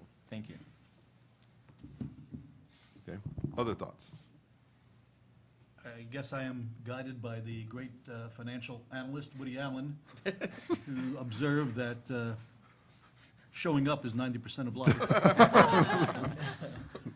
And while Mr. Klob's background is also admirable, I think I would move towards elevating the current applicant I agree. forward to the city council. Well, and the one thing I was looking for is, again, because I think sometimes for this board to have a balance of opinions and persuasion, having all investment people or having a super heavy, because this is one of the challenges I have on the employee side being attracted to these positions. They think you have to be this investment guru, otherwise you're not even close to qualified. I'm probably evidence that you don't need to know much about investments to have a meaningful, educated discussion on it. That's what we have consultants and staff for, that you can get educated, as Trustee Sun indicated, by different means. The investment ones you're talking about, I agree, aren't that hardy. But there's definitely opportunities, and so I was hoping that we'd get candidates, and potentially in future employee candidates, we have a balance of employees and folks that have a additional experience besides a heavy investment perspective. Though I don't see, Mr. Keller's resume and both his conversation here today has been, I like it. It seems like someone I'd like to have around, working with. It seems have a broad range of experience that could influence us as far as how we're thinking about our problem set based on experience. So my only drawback is that both candidates were very heavily focused on investment side, and that's fine. And I understand that's what everybody thinks that's all we do. And I really fight for even stuff on the employee side about making sure we get a balance of employees on here as well. So, but Yeah, it's clearly not what all we do. Yeah. But by the same token, if you look at some of the trustees who have come off, like Trustee Dirks and Armstrong, they had strong investment backgrounds. And as the conversation earlier, and many conversations have shown us, they're very complicated issues. And it is one of the, it may not be time-consuming wise, 50%, but certainly I think in terms of magnitude, it's the most Certainly. important work we do. Yep. And I think replacing some of the great talent that we had. Well, then I could also argue back that some of the actuarial mistakes that happened probably prior to 10 years ago might have just as much magnitude on our problem set Great point. than did any of the investings that were going on, Yeah, investing that was going I- on at the time. So, I don't disagree, and I think the actuarial stuff is equally important. Yep. So, anyway, I just get nervous about investment people who only want to do investments, and then I don't think you're a fit for this board. Yep. But I didn't get that sense at all from our candidate. correct. Okay. Other thoughts? Motion? So again, the motion would be a recommendation to city council of a particular candidate, and then it would be taken up with the city council to affirm or deny that recommendation. Make a motion to recommend Mark Kelleher to the city council for the open board seat. Is there a second? Seconded? Great, a second from Mr. Horwitz. All those in favor? Aye. Aye. Opposed? Seeing none? We'll take that to city council. Thank you. Thank you for being here. Appreciate it. Okay, so we're going to go back into the order where we were. We were at item 3E. This is a presentation of calendar 2019 private equity report by Newberger Berman. Hello, this is Casey Boyer from Newberger Berman. Can everybody hear me? Hi, Casey. Hi. Great. Well, thanks for having me. We always appreciate the opportunity to show you where we are in the program, and like to take this opportunity quarterly to give you that update. So I will go through the presentation. Feel free to interrupt me with questions, or I'm happy to take questions at the end. Turning to the first page, this is a highlight of Federated's complete private equity investments. The first column in the middle being labeled legacy are the investments that were made prior to the Newberger strategic partnership. And those are continuing to develop, although very mature at this point.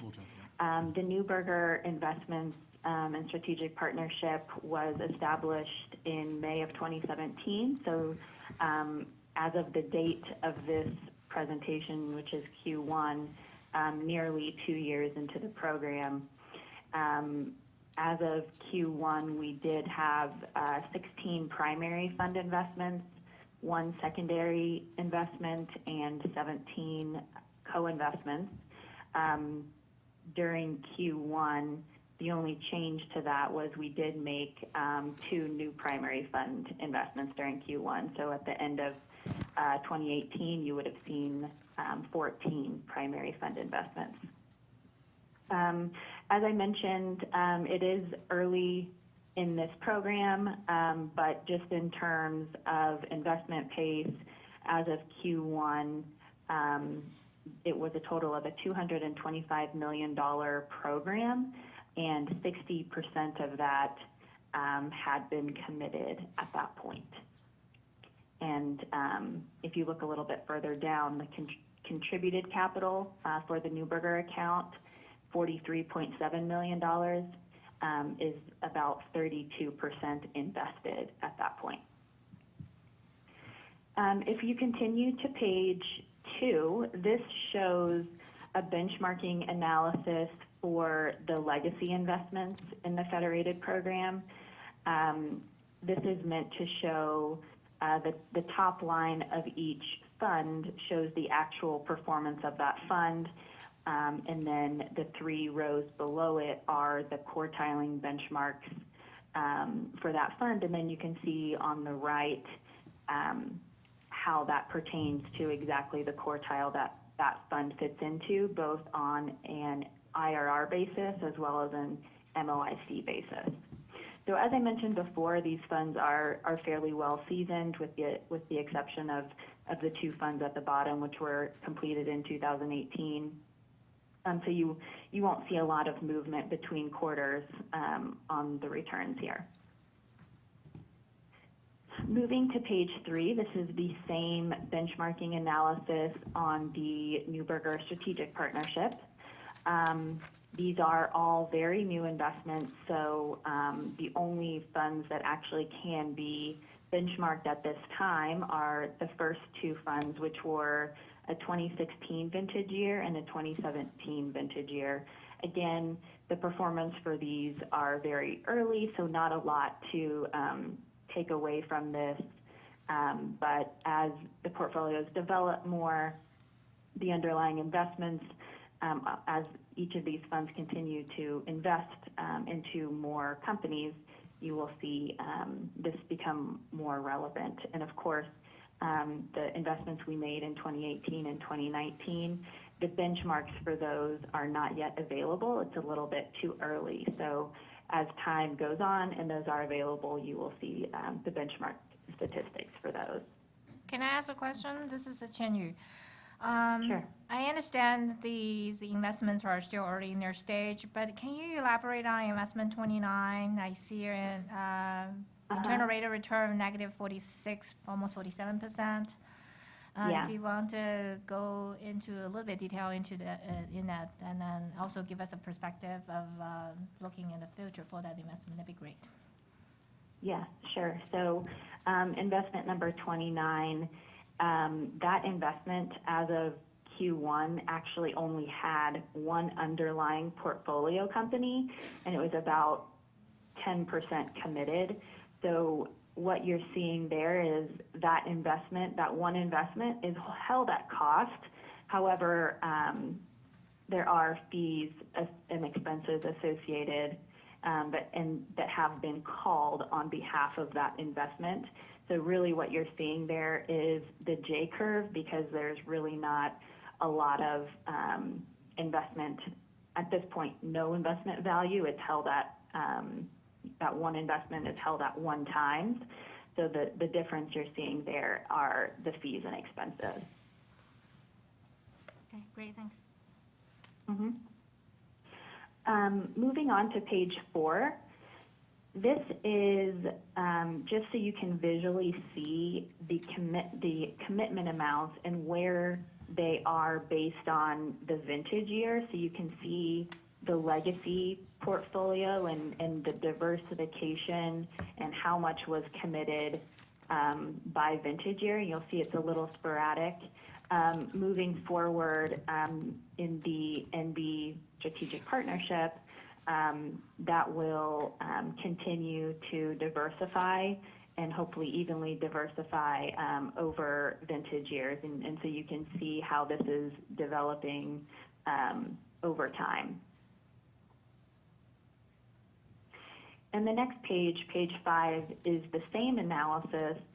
Instead of by committed amounts, it is by net asset value. So what the assets are actually valued at as of Q1 2019.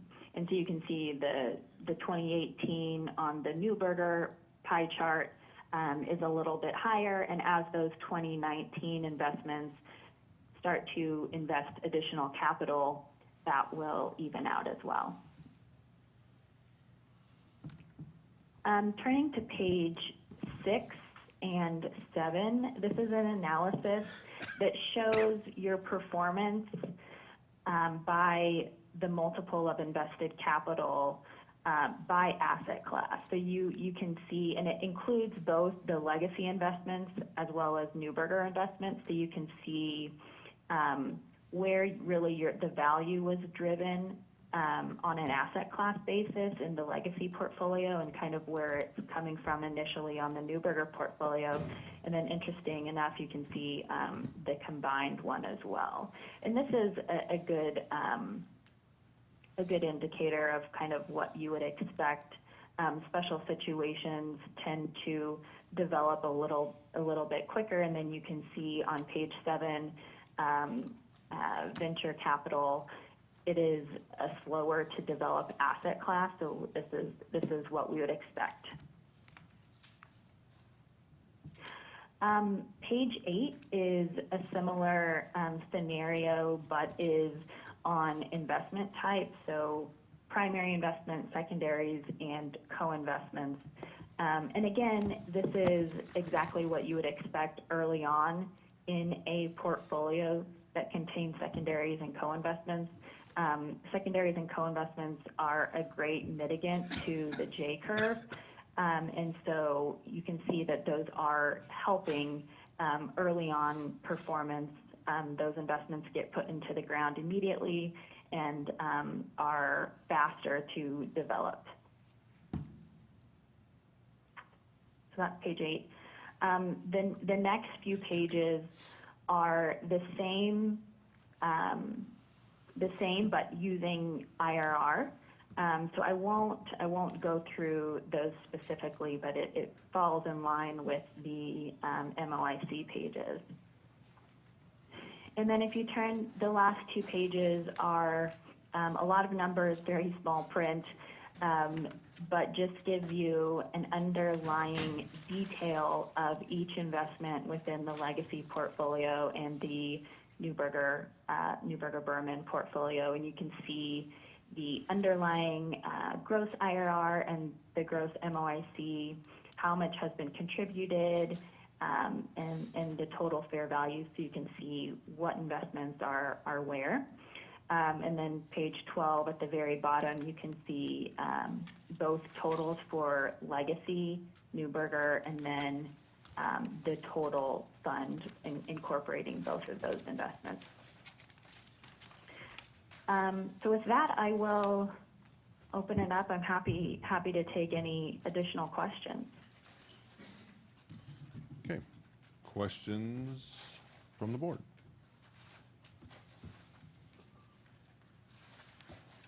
Comments? Yes, sir, Mr. Horowitz. Yes, I'm on page, you have the footnotes. In footnote number 10 says the IRR and MOIC are presented gross of fees and carried interest. Why is that? Yeah, that's on page, that's page 11 and 12. That is because the underlying funds, we're just showing their performance.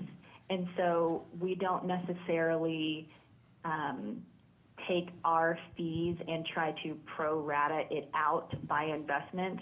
We typically show our net returns on a net fund basis.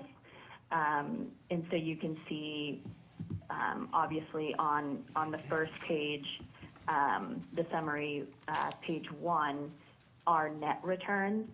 And if you look at on page 12, Neuberger investments, the total, the gross MOIC is 1.15. And so that's the gross, but the net is on page 1. So not a big difference at this point. But that's why we show it as gross on those pages, just because it's not typically done that we would go through each one. And as you know, the legacy investments were done directly by San Jose, so those wouldn't have net returns. The gross would be your net return.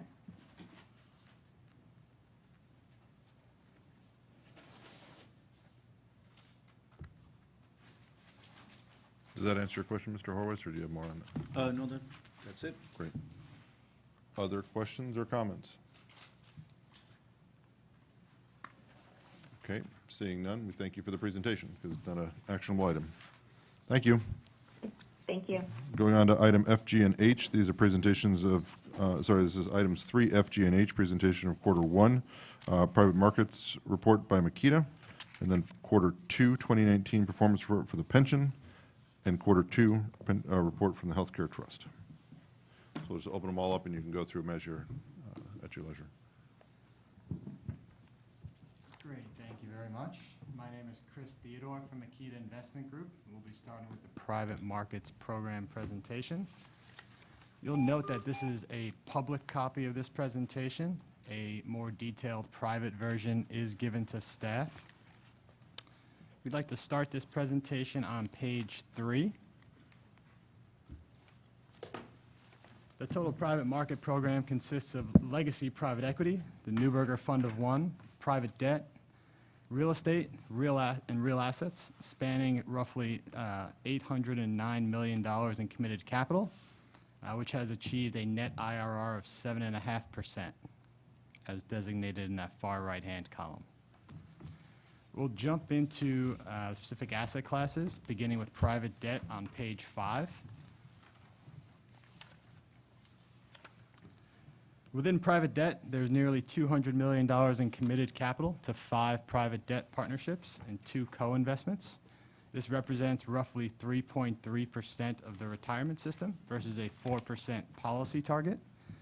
In the first quarter of 2019, there were roughly $7.9 million in contributions towards private debt, receiving $0.1 million in distributions, and there was also 1 new commitment to a co-investment, Crestline, and this was a $1.6 million contribution. Flipping through to page 8, we could jump into some of the performance summary for your managers. As a reminder, when looking at the performance summary, IRR and the net investment multiple are the most meaningful measures of return. That would be the 4th column from the right and 3rd column from the right, respectively. When we look at the private debt program, we also think it's prudent to take a timeline of the vintage year investments within the program, as the bulk of investments were invested in 2010, that being 150 of the $196.6 million in committed capital. We also think it's important to frame the market environment. Please keep in mind this is a first quarter 2019 presentation, coming off the large sell-off that we saw in the 4th quarter of 2018, most notably in December. We saw strong markets in the first quarter of 2019, driven by dovish Federal Reserve commentary, which eventually, subsequent to the first quarter, has led to the Powell pivot that we've seen in the newspapers, and 2 interest rate decreases this year through today. If there's no questions, we'll flip through to the real estate program. As of 3/31, the real estate program on page 11 consisted of nearly $185 million in committed capital to 11 funds, representing 2.2% of the system versus a 3% target. In the first quarter of 2019, there were $1.2 million in contributions, $1.1 million in distributions, and no new commitments within real estate. We'll continue through to page 14, breaks out the performance summary of real estate investments. Roughly 1/3 of this portfolio is driven by more legacy real estate investments, over 10 years old. And there is one particular outlier that weighs on performance in vintage year 2006, which significantly skews otherwise strong results that we see throughout the real estate program. In the first quarter of 2019 here, we saw real estate returns driven by commentary around lowering of interest rates. And we also saw vacancy rates decrease slightly in the first quarter on a quarter-over-quarter basis. But we also saw landlords command significant pricing power over tenants, able to increase rates within real estate given the strong U.S. economy. No questions, we'll flip through to the real assets program. Starts on page 18. Well, hold on a second, can I ask a question? Sure. For the real estate vintage year 2006, there's a reported fair value of 0, but are we expecting that that investment to continue be deemed active for a while? Are we expecting them to call additional capital for the investments? No, they're not able to call any additional capital, no. So, If you look actually on the previous page, on page 13, mhm. you'll see that's one of the shaded boxes that needs to be spent. Okay. So are we expecting that investment will drop off the reporting after some while? There will be no change to that line.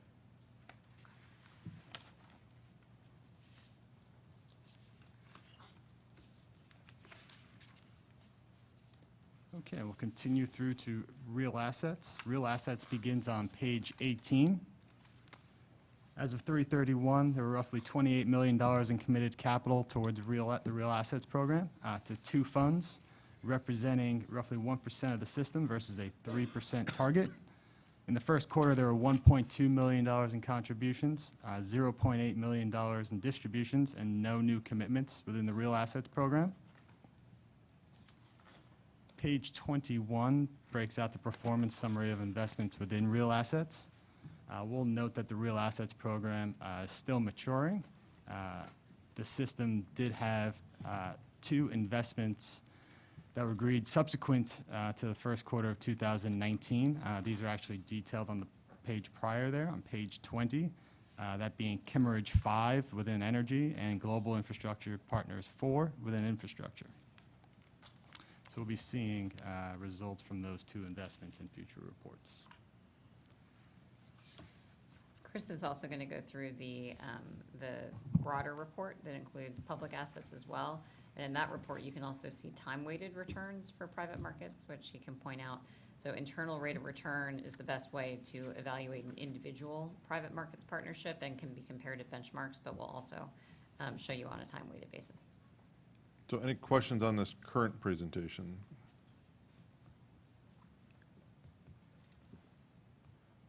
Seeing none? Okay. Carry on. Great.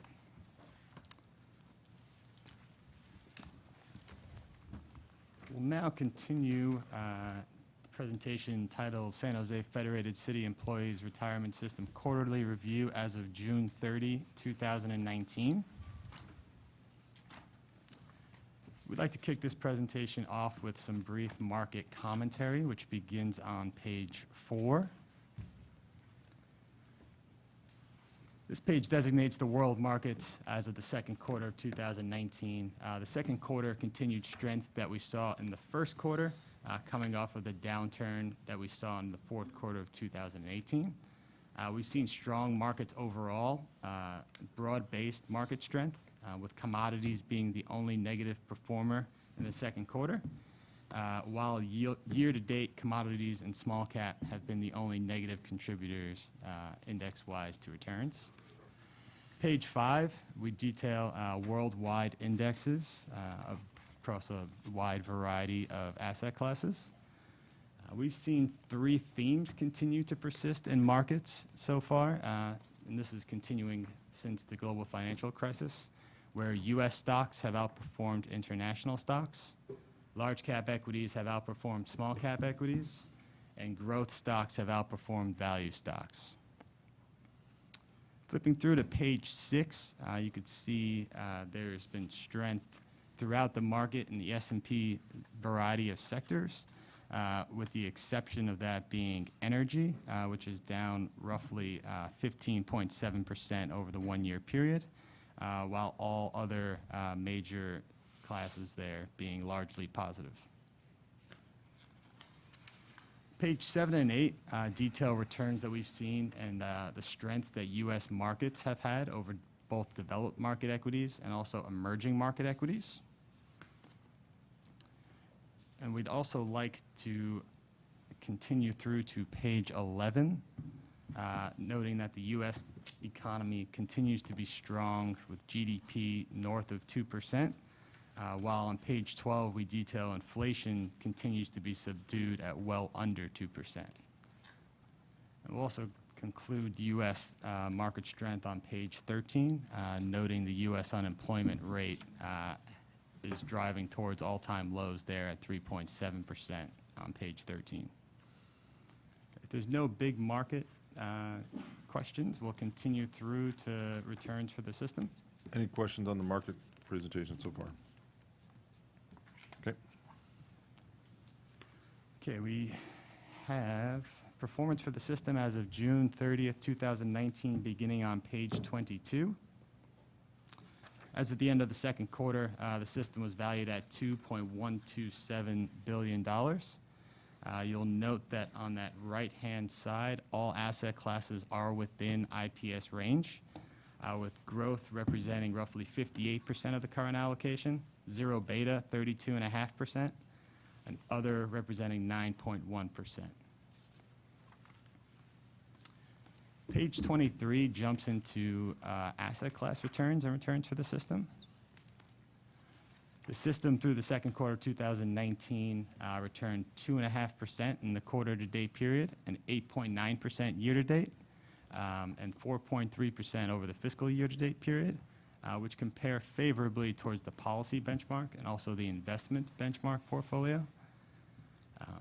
Most of these returns have been driven by a risk-on market environment that we've experienced over those time periods, with the growth asset class up 3.3% in the quarter-to-date and up 13% year-to-date.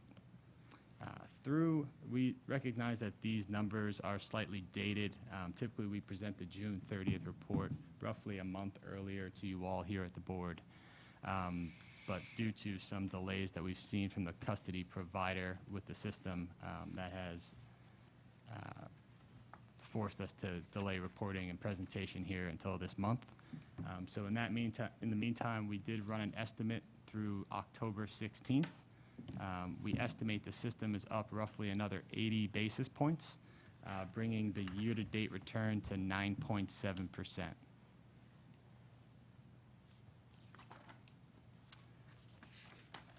We'd like to dive into individual manager level returns, which begin on page 27.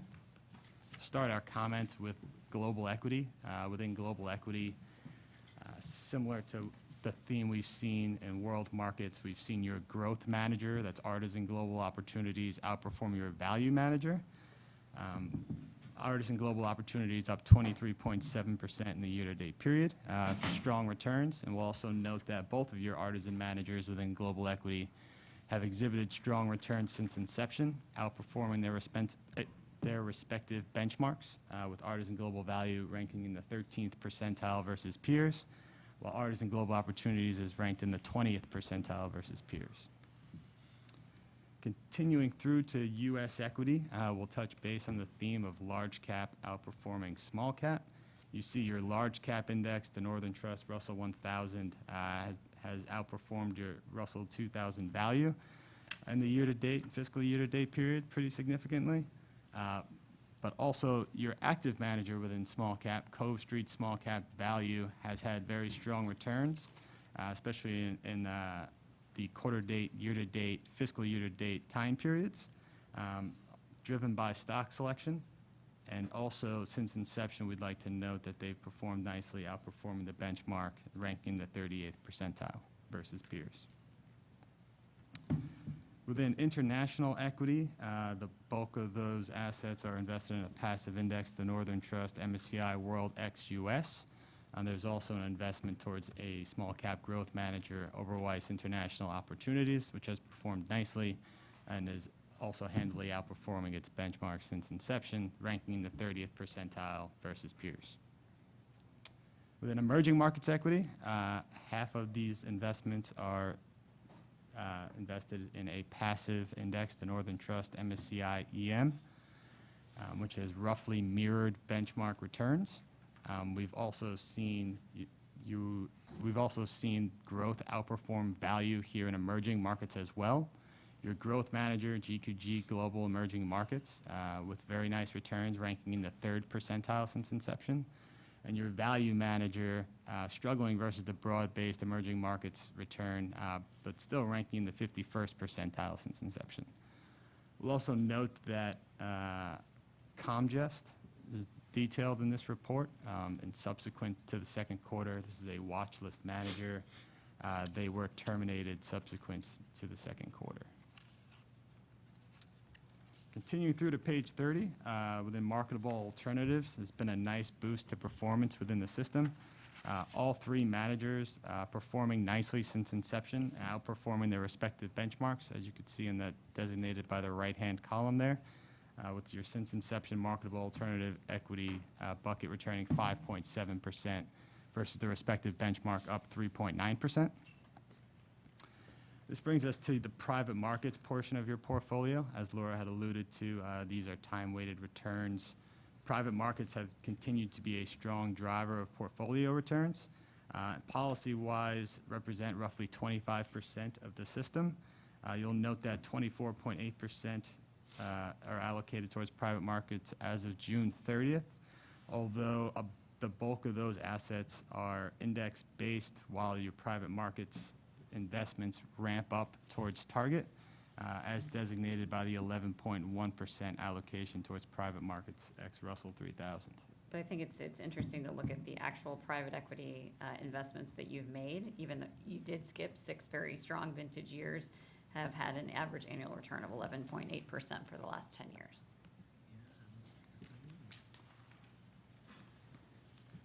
We did take a bit of a deep dive into private markets during that presentation, so if there's no questions on private markets, we'll continue through to emerging markets debt. Emerging markets debt was also a nice driver of portfolio returns in the risk-on market environment, returning 3.7% in the quarter-to-date period and 9.1% year-to-date.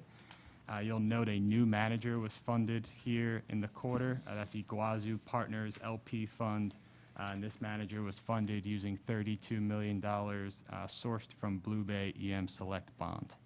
And that fund's run by Wellington Investments, if you know that firm.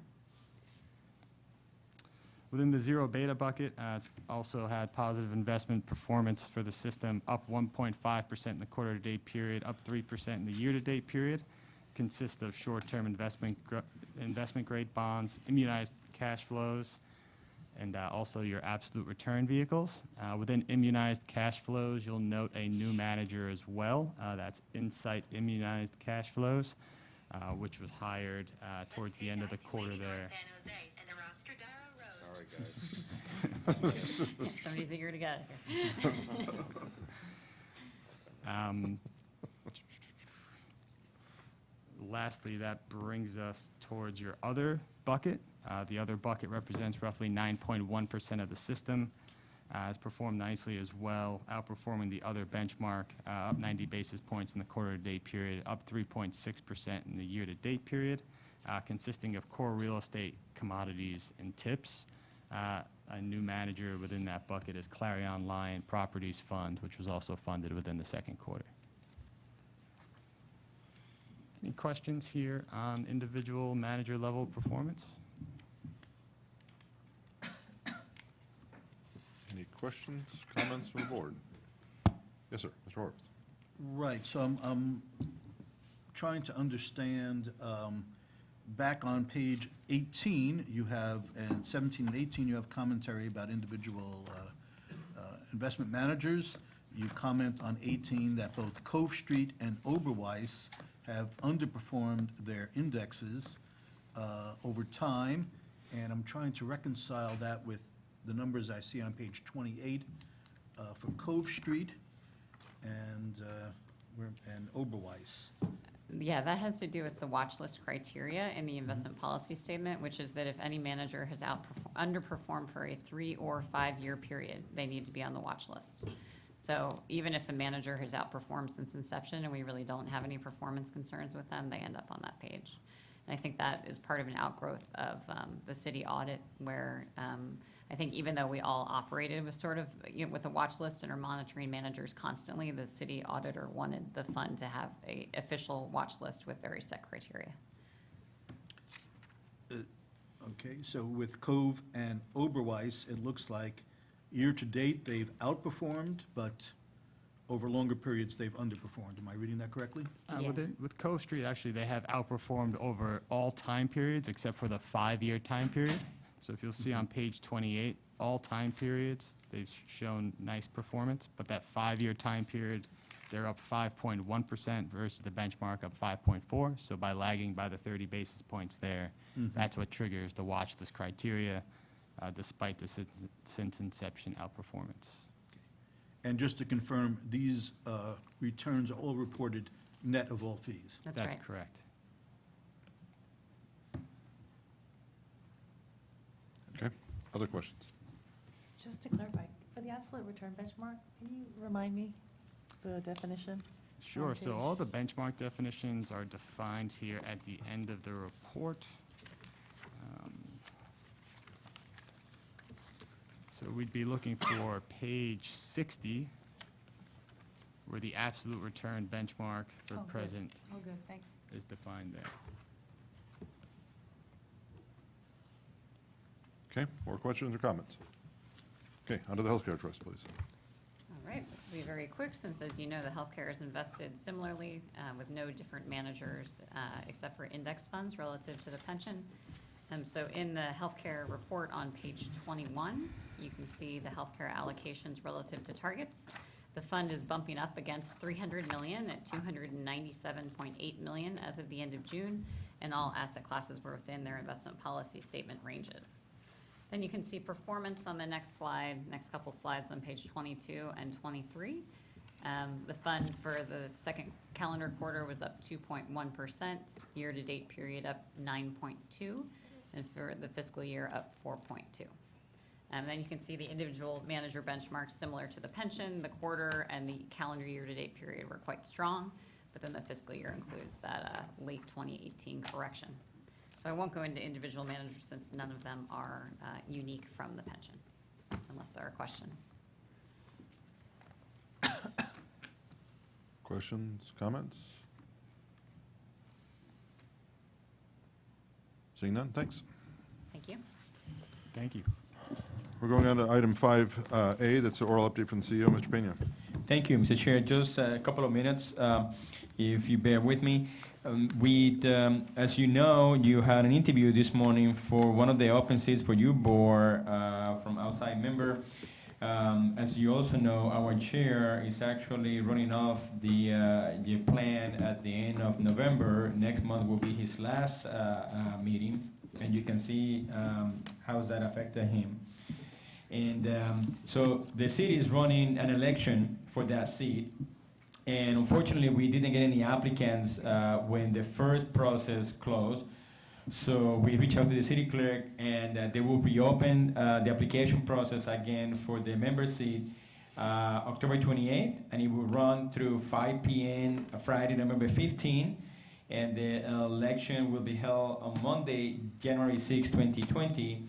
So the goal is to have that seat that is being vacated by Chair Lush to be here for your first meeting of the year 2020 in January. Also, I wanted to let you know, last week, I believe on the 8th, myself and Chair Palani, CIO Palani, and also the chair from Police and Fire, attended the City Council on the annual presentation for the investment fee report. I thought it was a very good presentation, and Mr. Palani, as always, did very well. And so it was received well, obviously, and on the report for the annual fees, which have actually, over his tenure, have decreased somewhat. I also want to let you know that in September I attended the annual CalPERS, which is the California Association of Public Retirement System, the annual CalPERS Administrator Institute. It's just a day and a half that I meet with my peers. And the reason I wanted to let you know is because it reinforced again to me how different San Jose is from our peers.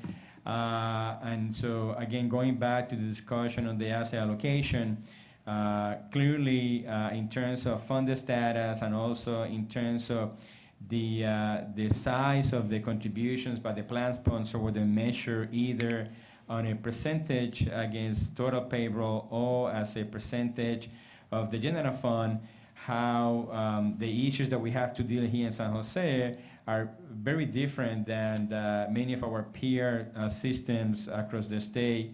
That's the reason why we call San Jose an outlier. Also wanted to let you know, as you know, that we've been trying to restart the issuance of the quarterly newsletter. And as you know, as part of the budget for last year, we actually hired a consultant, communications consultant, and we have met with her at the office and by phone. And the goal is to kick off the newsletter with the year 2020. So the goal is to have the first edition of the new image for January 2020. So stay tuned. We'll keep you posted on that. And I just want to let you know your next meeting, so that you can plan ahead, is going to be a lengthy meeting. So if you can, we will follow up with an email once staff have a chance to have an internal meeting and have a better estimate of how long the meeting will be. But you may want to think about sometime to about 2 o'clock in the afternoon, perhaps even longer. There's quite a few issues that need to be addressed, including a couple of challenging disability hearings that will take longer than usual. So we will follow up with an email to let you know a more educated guess in terms of the estimate, but I just want to let you know so you can plan ahead. Finally, we do have some new staff that joined the office. Towards the end of September, we onboard a new IT manager and an accounting clerk. And early in October, investments on board the new financial analyst. And finally, on October 21st, we expect a new office specialist for our front desk to start working for our office. That concludes my update, Mr. Chair. I'm happy to address any questions. Questions, comments for the CEO? Okay, seeing none. Councilmember Davis, oral update from the council liaison. Thank you. So, I swear I didn't say this because it's going to be a long meeting, but I actually have to miss next month's meeting because there's a Caltrain board retreat that could not be scheduled around my schedule. Everyone else could do that date, so I will not be here next month. The other update I have is much more positive. On September 24th, the city council authorized the city manager to execute a revenue capture agreement with eBay. They are newly collecting sales tax, and we will get a minimum of $5 million and then 70% of their increased revenues above that amount annually. That $5 million baseline will be increased by 3% annually, and it's a 15-year agreement. So I don't have piles of cash, but we do have a little additional cushion for our general fund, which I think we are planning to put away for the first few years because we are anticipating a potential lawsuit about this revenue capture agreement, even though cities like Cupertino have much more favorable or much less favorable revenue capture agreements with much bigger companies, which will remain nameless. But there's a new state law going into effect that will prevent revenue capture agreements, and we maybe got the last revenue capture agreement that's allowed by state law. So there's potential litigation that will happen about that. Okay, any questions for the council member? Okay. On we go to item 5C. This is discussion and action on review of economic assumptions for June 2019 actual evaluation, presented by Chiron, with a focus on price inflation, wage inflation, and discount rate.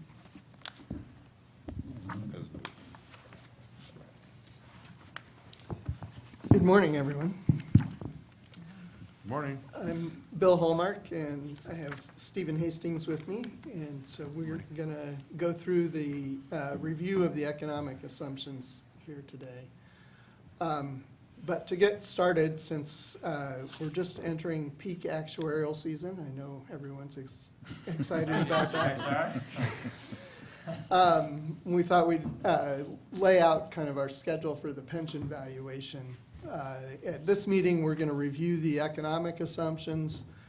Next meeting, we are bringing a demographic experience study where we look at retirement rates, termination rates, mortality rates, all of those things. We haven't looked at that for 4 or 5 years for this plan. So that, unfortunately, will be contributing to the length of your meeting next month. But that's partly why we wanted to get the economic assumptions brought this month so that we didn't have to deal with them at the same time. We will also have some preliminary valuation results. And at that point, we're hoping to get final decisions on the assumptions. Any decisions you make today on the economic assumptions would be great because it'd be less that we'd have to decide next month. But the real deadline is next month, so that we can come back in December with the final results of the pension valuation and the contribution rates. And that's just for pension? That's just for pension, January and February's OPEB. So, so there's more actuarial fund. Before we get to the assumptions, we just want to remind you kind of where the system is as of the last valuation. We were looking at contribution rates increasing to about 58% of payroll in total, with member contribution rates of 7.8%. The red line on that chart on the left, it represents the normal cost. That's the expected cost of the benefits attributable to the current year. So any contributions above that red line go towards the UAL.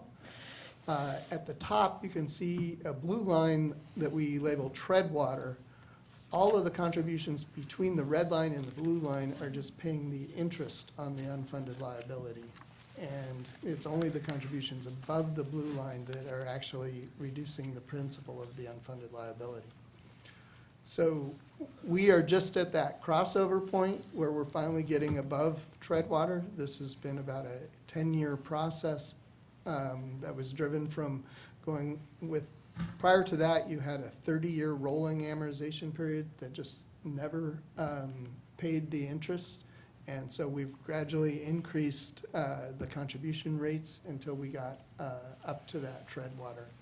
And you'll see in our projections that we continue to increase above the treadwater as the city grows. The right-hand side shows measures of funded status as of 2017 and 2018. The bars represent the actuarial liability broken out between the blue bar is people currently receiving benefits. The gold unlabeled bar in between is for deferred vested. Those are people who are no longer working for the city but are entitled to a benefit in the future. And then the red is for the active members. You can. Someone's anxious to leave? Yeah. Sorry to interrupt. I'm trying to time this so I can stay as long as possible, because I gotta leave for something, so I apologize. I thought it was on silence. You can tell. So the lines on that bar chart show where the assets are. So currently, we're 53% funded, which is not enough assets to pay for the benefits for people who are currently receiving benefits, to pay for them for the remainder of their lives. So we're trying to build the funded status up over time. This is our projection model we've shown you before. The top graph shows the projection of the liabilities in the gray bar, and then there's a green and blue line that shows the market value and actuarial value of assets projected out. And the bottom chart shows the contributions. This is, again, in aggregate, combining Tier 1 and Tier 2. The purple bars are the member contributions, the gold's the city. The black line there is the normal cost, and the blue line is the treadwater. So you can see from 2020, we had an employer contribution rate a city contribution rate of about 58%. We're expecting that to go up about 1% as we recognize some prior investment losses through our asset smoothing. We also will add on this year some additional investment losses because we didn't achieve the 6.75% return. We don't know what's happened on the liability side, and we're here today and next month to discuss assumption changes that would also affect that. But the projections going forward were relatively level contributions with a slight decline as a percent of pay after 2022.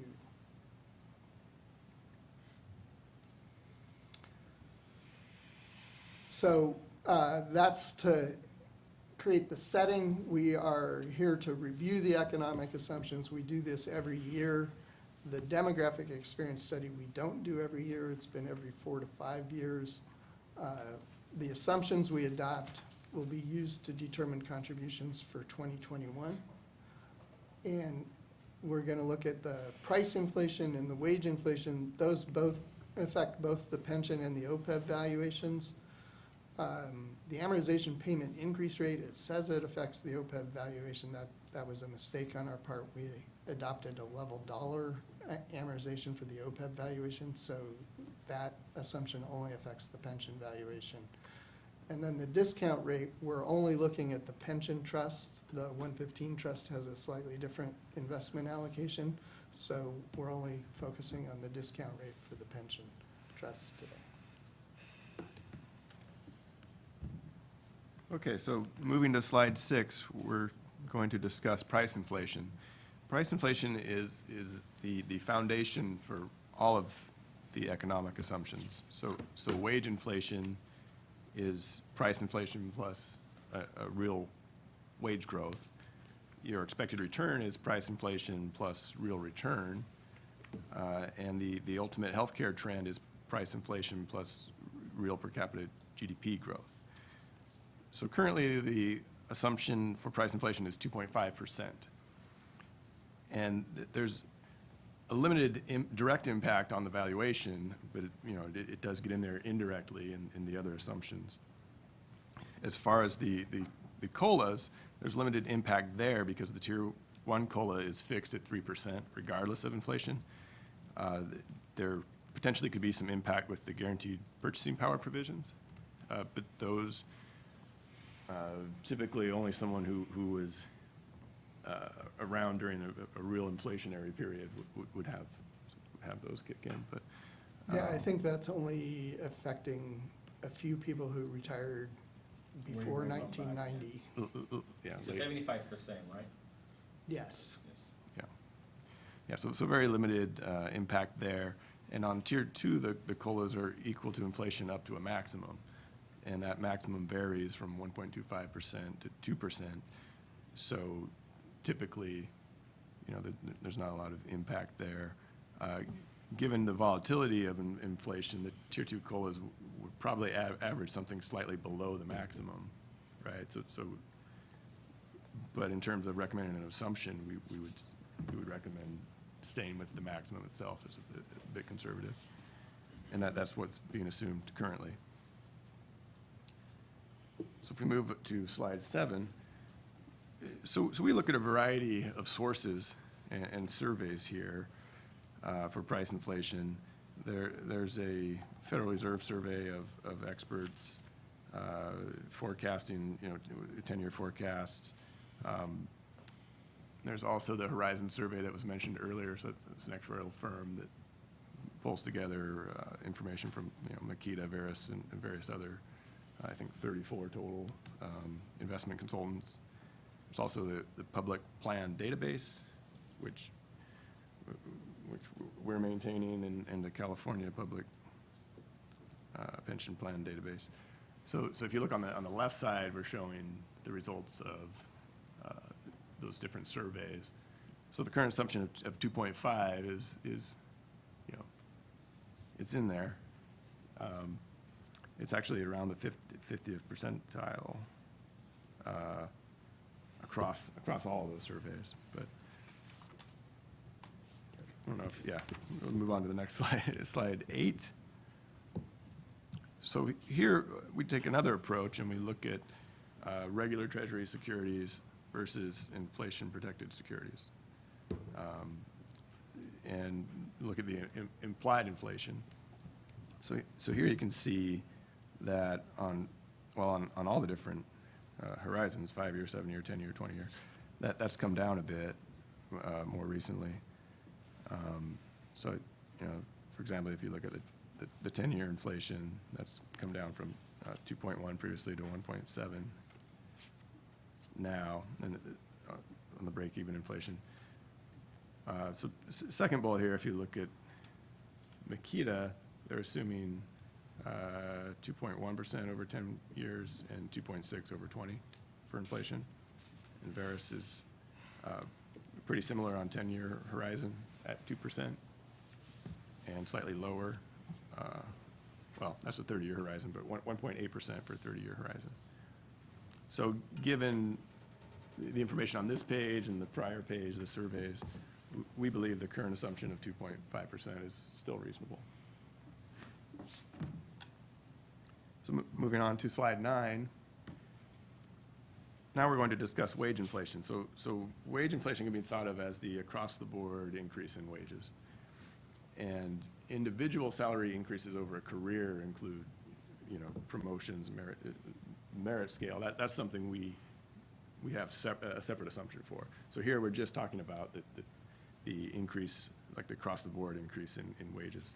And wage inflation generally exceeds price inflation because there's an increase in purchasing power over time. So, due to worker productivity increases, things that retirees wouldn't necessarily be having a share of, but the workers do have some increased purchasing power over time versus just price inflation. And we use it in the valuation as a minimum salary increase for any one person, and it's also the rate of payroll growth. So the current assumption is 3.25%, and that's been in place for a few years. I believe it was 2.85% several years back. What that represents is 2.5% price inflation plus the 0.75% real wage growth. So if we move on to slide 10, here we're sorry, your conference is ending now. Please hang up. Here we're tracking some more information. So we look at wage growth, inflation, and then the difference between the two being real wage growth for local governments over several horizons, and then also for San Jose Federated over the same horizons. And what we're seeing is the wage growth and inflation, those numbers have been a bit higher for San Jose Federated. And in fact, on the real wage growth, you can see that they haven't quite kept pace with inflation. But the main point there is a slightly higher wage growth than other local governments. So the median wage inflation across the survey of California systems is 3.25%. So that is the same as the current assumption. But on the third bullet here, one thing we wanted to point out is we've looked at the memorandums of agreement, and those are locking in 3% annual increases through the end of the agreement, and for most of the bargaining units, that's fiscal year end 2021. So even though this is a long-term assumption, the near-term reality should have some weight. So we recommend considering reducing the wage inflation assumption from 3.25% to 3%.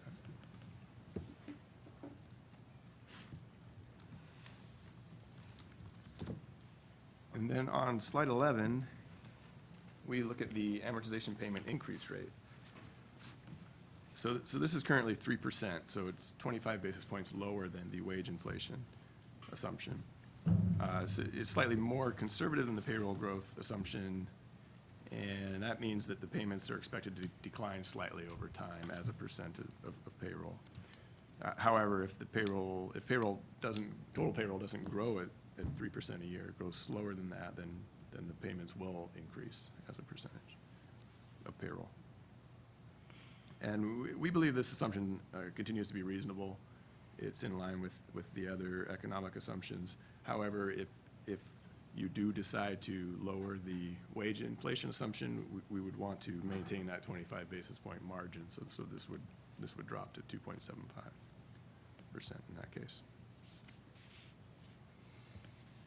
Okay, I'm going to talk about the discount rate. It is the most powerful assumption in our valuation. The higher the expected return, the lower the contributions, but over time, it really is what the actual returns are. So it really affects the timing of the contributions, because if you don't achieve those returns, then we build in a payment for the loss. Over time since 2008, we had an 8.25% assumption. We've brought that down to 6.75, and kind of led a trend both within the state and nationally. We will primarily look at expectations for the future, but we also are looking at sort of where trends are and what others are doing. If you look historically, the blue bars here show the return on the market value of assets for the last 10 years, and the gold is the return on the actuarial value. The actuarial value smooths out returns over a 5-year period. The intent is to reduce the volatility on the contribution rates. I think it is worth noting that out of this 10-year period, the return on the actuarial value only exceeded the assumption in 2014. In all other years, we've been below the assumption.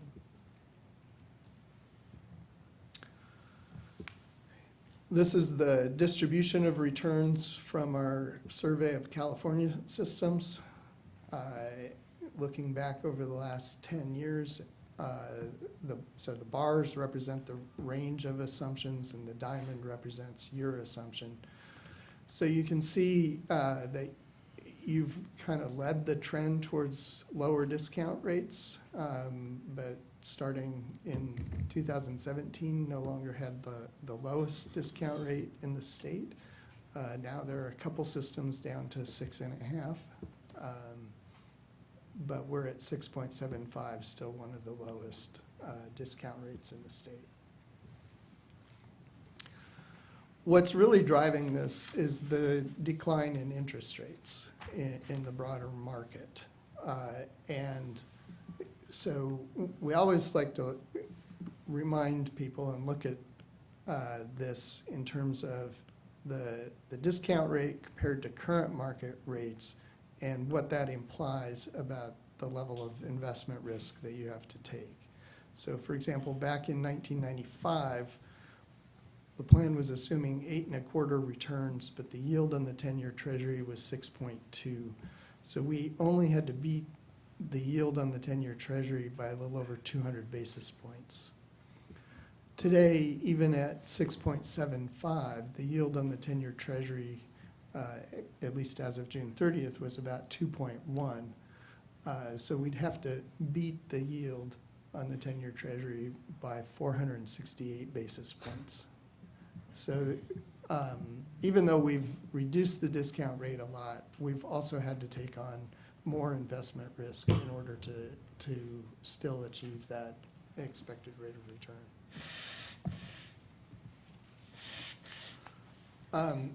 A couple thoughts as we go into this data.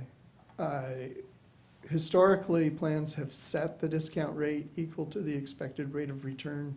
We've talked about potentially keeping a margin so that there's a greater than 50% chance that we meet the assumption, because the assumption is used in a budgeting context.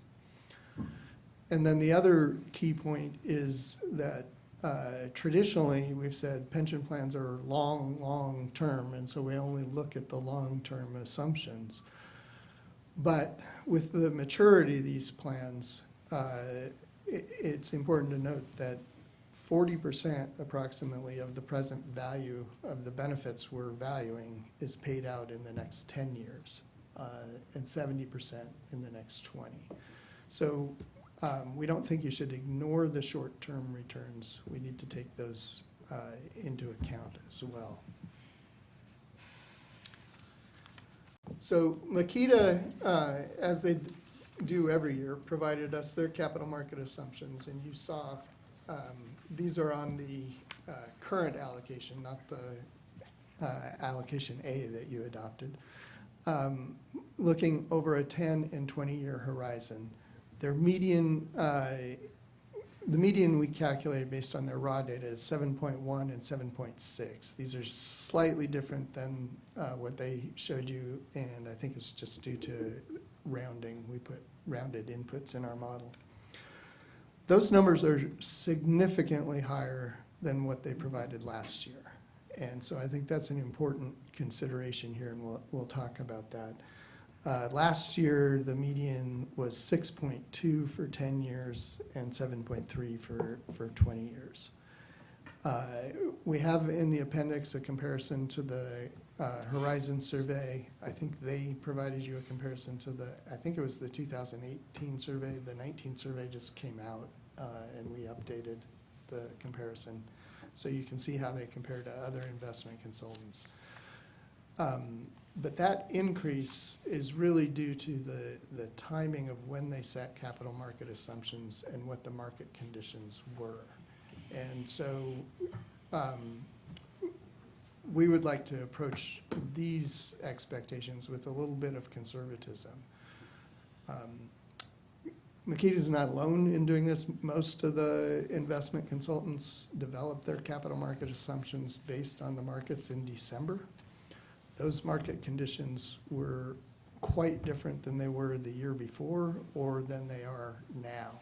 And so just to give you an example, we put 3 items up here. Obviously, the capital markets model is a lot more complex than this. But interest rates, the yield on the 10-year Treasury had gone up from 2.4 to 2.8 in December, and now it's down to 2.1. That has a significant impact on expected returns going forward. The S&P 500 had dropped, and then it bounced back in the first half of the year. CAPE is the cyclically adjusted price earnings ratio, so a measure of the valuations. So all of those things have changed. And if you look at the bottom section of that chart, we just selected some of the asset classes to show you how they changed the assumptions going forward, really reflecting where they were in December. But we're, based on where we are in June, which is where we're applying the assumption, we think it would be lower than their December assumptions. And so we're suggesting that the current assumption of 6.75 remains reasonable. So I don't know if there are any questions on any of that.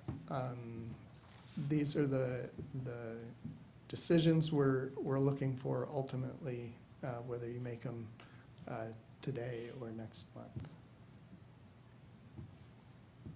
Okay, so to be clear, we have decisions and direction we need to give them. We can give it to them this time based on the information you have. If you want more information, we can ask for that, and they can come back and we can decide next month as well. But obviously, we'll have more decisions next month based on some experience study information that we'll be getting as well. So any questions? Mr. Horowitz. First of all, thanks for indulging this new board member in my many questions. So the current price inflation estimate of 2.5% obviously is much higher than we're currently experiencing. What would be the implication if we were to bring it down and make it something closer to what the tip break-even rate is, which is the actual experience we seem to be having?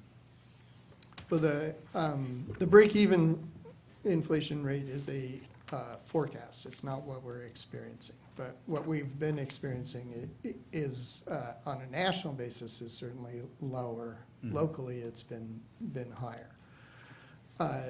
There's no direct impact if we bring it down unless we also bring down the related assumptions. So if we dropped in price inflation from 2.5 to 2.25 or to 2, for example, the natural thing would be to also look at bringing the wage inflation assumption down and possibly the discount rate down, although the analysis we've shown is on a nominal basis with Makita's assumptions of 2.1 and 2.6%.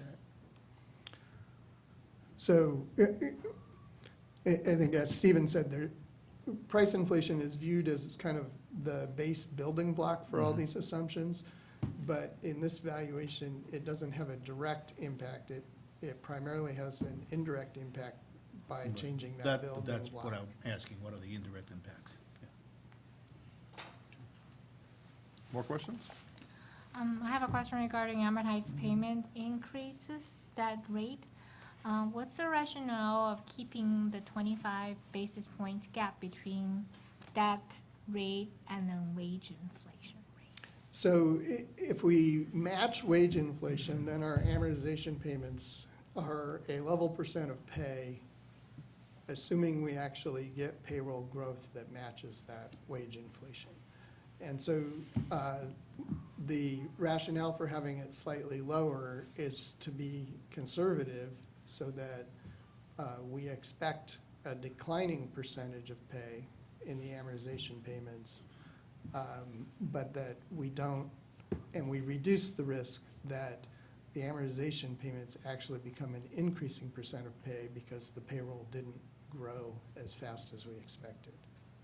So it's just a slightly more conservative approach to the amortization. So the amortizing payment increase based on the payroll is not saying we are paying amortizing, we're amortizing principal, whatever the unfunded principal, 3% higher than the year before. That's what So each year we set up an amortization payment scheme. And those schedules assume that the dollar amount of the payment each year increases by this rate. And so it's, do you want that dollar amount to increase 3% a year or 2.75% a year?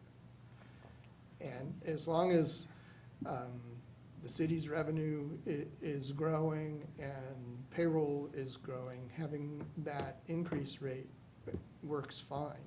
Where it creates potential problems is if city's revenue and payroll doesn't grow, those dollar payments become a larger and larger percent of payroll or city revenue.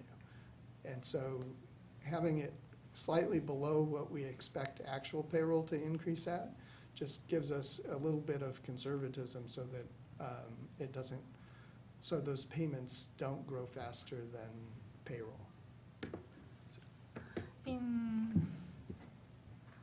Theoretically, I understand it, but I kind of want to get a quantitative example. So we're talking about what's the difference if we, looking at a 10-year, using our current unfunded liability for, to amortize, in the 10-year range, how much difference are we talking about between 2.75% for amortizing payment rate and the 3%?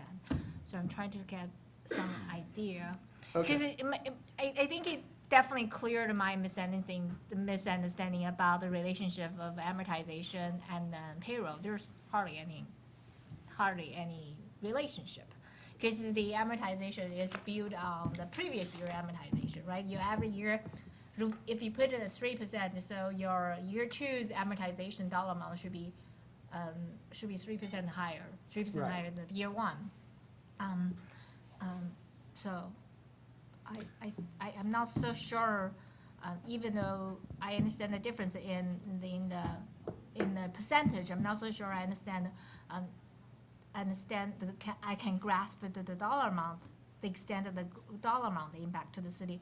And then the city, to further my point, we have this huge problem with unfunded liability for the retirement system. The city contributed its way out. It's not a problem we can really find any solution out of it. The extent of that, unless we can create some magical investment vehicle, I don't think investment is going to be a solution. The contribution is going to be the key factor to dig ourselves out of the hole. So I'm kind of leaning towards keeping everything on the conservative side. Okay.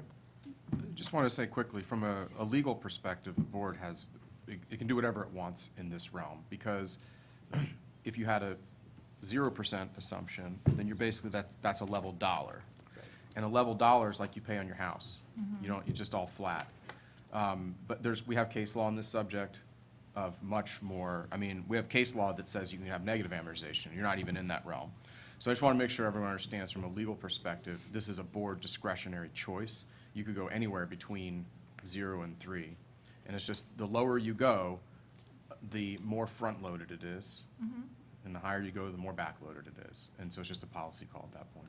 Right, so I switched over to our model here, and we had this from, I think, the retreat or other discussions where we were looking at this payment growth rate. Now, the underlying stuff has 3.25% payroll and 3% growth rate. But just to show you the impact of this, if we went to 0, it front loads that contribution and makes it much flatter as a dollar amount, right? Then if we switch to percent, you can see it creates a declining, a much steeper decline in the contribution as a percent of projected payroll. Now, that assumes payroll grows at 3.25%, and if it doesn't, then that decline will not be there. So you can look at it at the dollar point,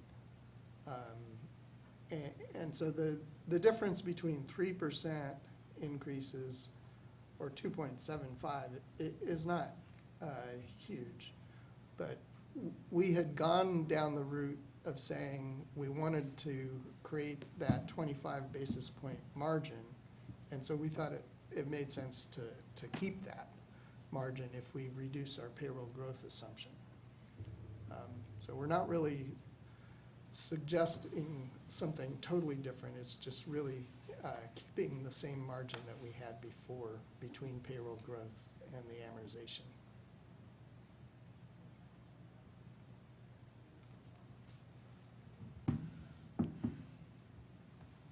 More questions? Yeah. Yes, ma'am. So can we just go through what the changes would do to the payment amount for the UAL? Obviously, if we're retaining price inflation, that makes no change. If we change wage inflation from 3.25 to 3%, does the UAL decrease slightly? So that's gonna slightly reduce the active liability. Okay. So if we go back, So that won't change any UAL payments, but it may change no, our but it'll be contribution slightly.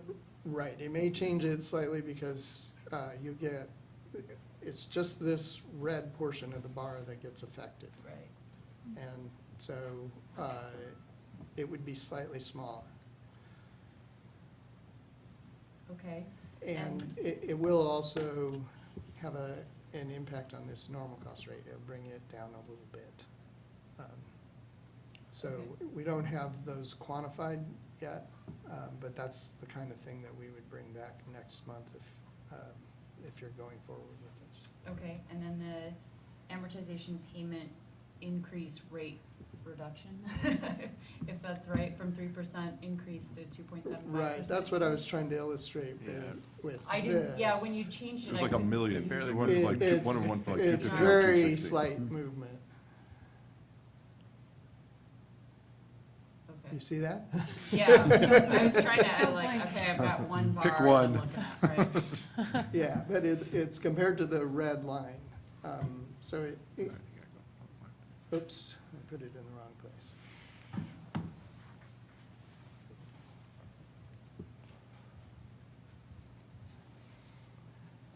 Okay, so it looks like maybe 3 million in 2021. Yeah, but now that, And that'll be that's gonna, offset. right, you'll have the reduction from Right. the other thing. Yeah, so I Other guess the impact that question is, offsets it. thank you. So will the wage, because we're keeping the same 25 basis point difference, will they cancel out, or do we not know? We know don't yet. know the weight between them.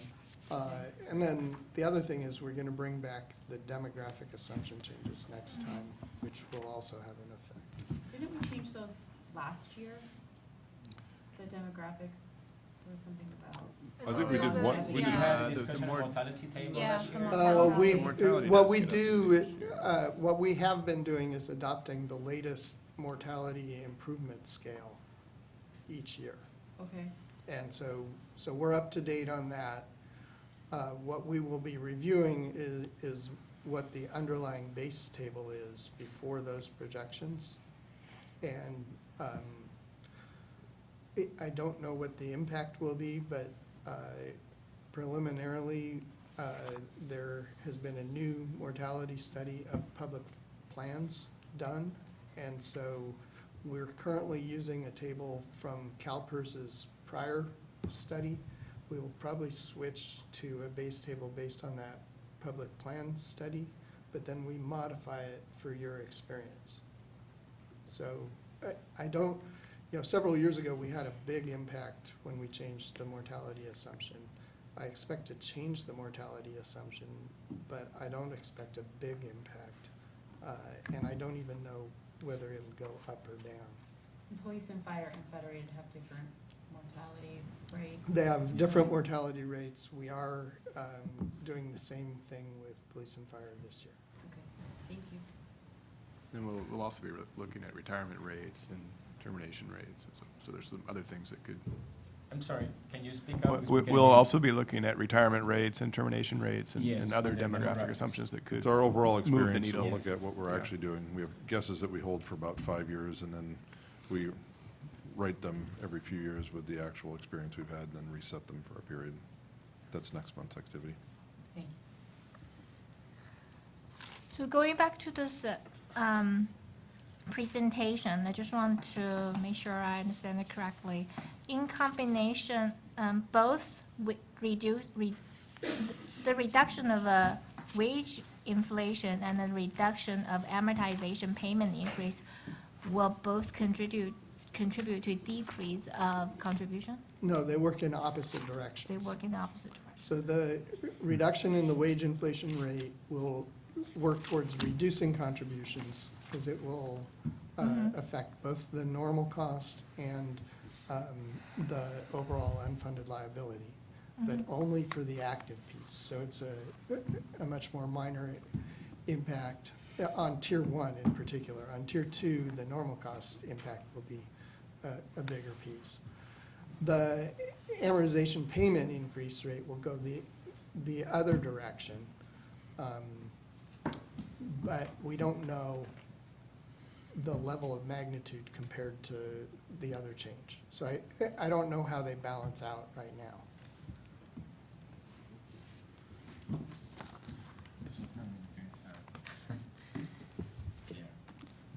Any other questions that we have? Yes, Mr. Horowitz.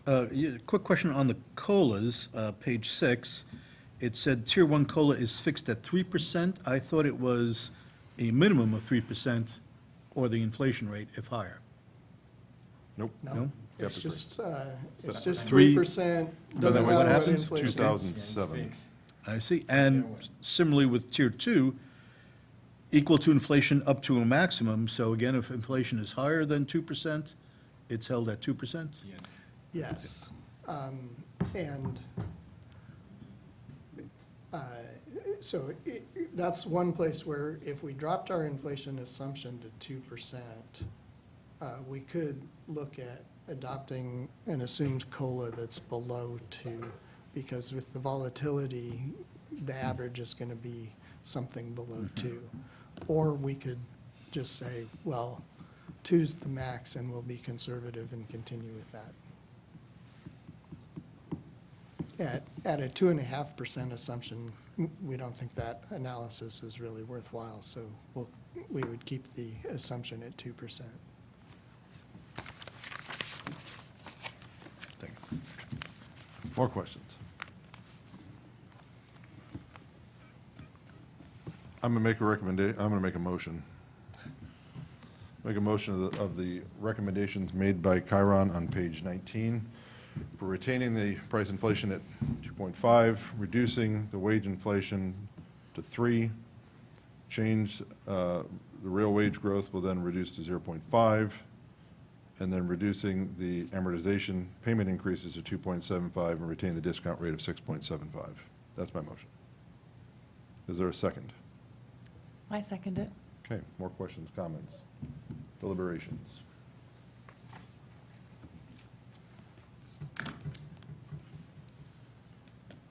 Seeing none, all those in favor? Aye. Aye. So that's 4. We're done. Thanks. Thank you. Thank you. Great, so on to item, I know we got our audit committee staff folks joining us soon. This is, we did 5D, we're on to 5E. Real quick, if you can hand those out, pass those down. Discussion and action regarding committee assignments. This is really for the next 6 weeks. And the major driver for this next 6 weeks was really on the Joint Personnel Committee. Mr. Payne is trying to get every pound of flesh out of me that he can, so we can retain having a Joint Personnel Committee, so we have to add a person there. That's the main driver that we have to do. And Mr. Horowitz, I didn't want him to be jealous, and so we picked a committee to put him on. And so picked one of the vacant ones. And then, since we're gonna have a new trustee next month, it sounds like I redlined him into that one, potentially. Adding Elaine Orr into investments, and adding Jay Castellano onto the JPC, so that we can hold our JPC meeting on the date that Mr. Pena wants, and we can get for all of the police and fire members of that Joint Personnel Committee. That's the major driver that, of what any change needs to happen, because if Mr. Chandra is not available for that meeting, and we would not be able to have our meeting, the Joint Personnel Committee meeting, if he's not there. And so really, this is, my recommendation is to go forward with these as I've listed with the changes in red. And then and then in December, when I'm gone, and as you guys need to reshuffle again, or in beginning of January, reshuffle again with new people, new chair can figure out how you want to do them. So my recommendation is the ones in red, until you guys want to change them. Mr. Chair, can I comment something quickly? Sure. You are correct. Initially, that was the situation. We are in sort of a pickle here because your committee, your audit committee has a meeting following your board meeting. But that committee cannot meet as it sits right now because Mrs. Castellano is not here this morning. So. No, that's okay. You don't have to stick around. But if there was anyone that is willing and able to stick around for the audit committee, I would suggest sliding that name to the audit committee for that person so that your committee can have the meeting jointly with the police and fire board. Well, I wish you would have brought that up beforehand, because then I could have dealt with it ahead of time. But if there's anybody willing to, I cannot. So we can put them in there for today if you want. Is anybody willing to stick around for the audit committee? I mean, obviously, Mr. Join Horowitz. me, join me. Yeah, Mr. Horowitz, the son. I cannot. I So, cannot either. I have work. I guess I can jump in. there you go, Mr. Know Horowitz it nothing is. about audit nor governance. Thank you so much, Mr. Horowitz. Again, I think, so, over the long term, I've spent time on every one of these committees, and those who are on trustees of the board, I think, should spend time on all the committees over time. I think it's prudent, because then you get to see the balance and influence the different parts of these. Every one of them has extreme importance. There's one that gets all of the attention that everybody wants to be on, and that's the IC. But I do think that there's massive opportunities in the governance and audit to really impact anything that the board does. The governance committee sets all of our policies and rules. Audit makes sure that we're in compliance with everything that we're doing and everything, and it provides a very valuable function, both monitoring ourselves, monitoring our staff and the consultants. And the JPC is really has been meeting way more frequently than it should and ought to have, but we have a few key things we have to get done. And so that's one of the reasons why we have to meet. Part of it is through the review policy for the CIO and CEO we need to get accomplished. And so we set the JPC up with 2 ex officios. Whoever's in those roles automatically gets ported in there, and then someone else takes the 3rd seat. There's some rules around it, but so these are my recommendations with substituting Mr. Horowitz, at least on the audit, until we have someone else change it maybe next month or the following. Are there thoughts, questions, comments, a motion?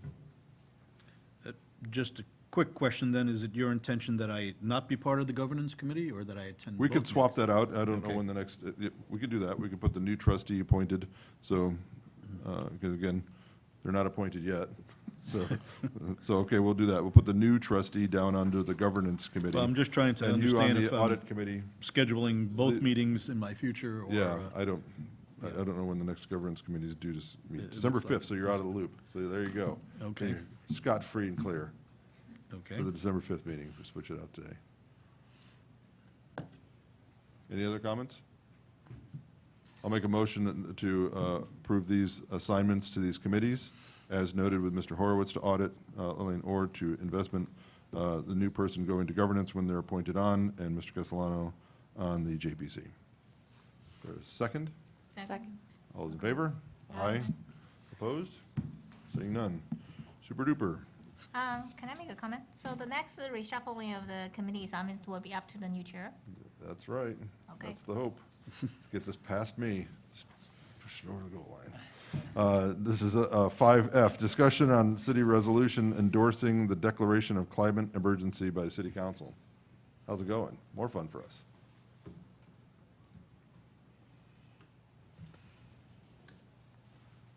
Good morning, Cheryl Parkman, Office of Employee Relations. The memo that you have before you is related to a September 17th council-approved climate emergency resolution. The council has referred this item to both boards. You are the first board that we are taking this item to. But the resolution does talk about committing the city of San Jose to reviewing its investment portfolio to identify holdings that include direct investments in fossil fuel companies and then divesting of that. So the council recognized the board's independence in terms of investing the pension and OPEB funds, and so they are referring this item to you and to the Police and Fire Board for consideration. So I'm happy to answer any questions. Maybe Councilmember Davis would also be able to answer any questions that you have about any council actions that were taken on that date. Okay. Did you want to say something, or? No, I'm happy to answer questions. Great. Any questions from the board first, and then council can weigh in? Yeah, sure. Okay. Mr. Reed? I don't have much to say. It's just, this is just to be clear, it's a discussion item, so we're not taking any action today. I'll just say that this has been, this ESG investing is something that's been talked about a lot of pension funds, particularly the larger ones that have more market share in their investments for a long time. The issue is always between your duty to make as much as you can for the fund versus, and can you do that while also doing ESG? And it's a very philosophical debate. There's no right or wrong answer.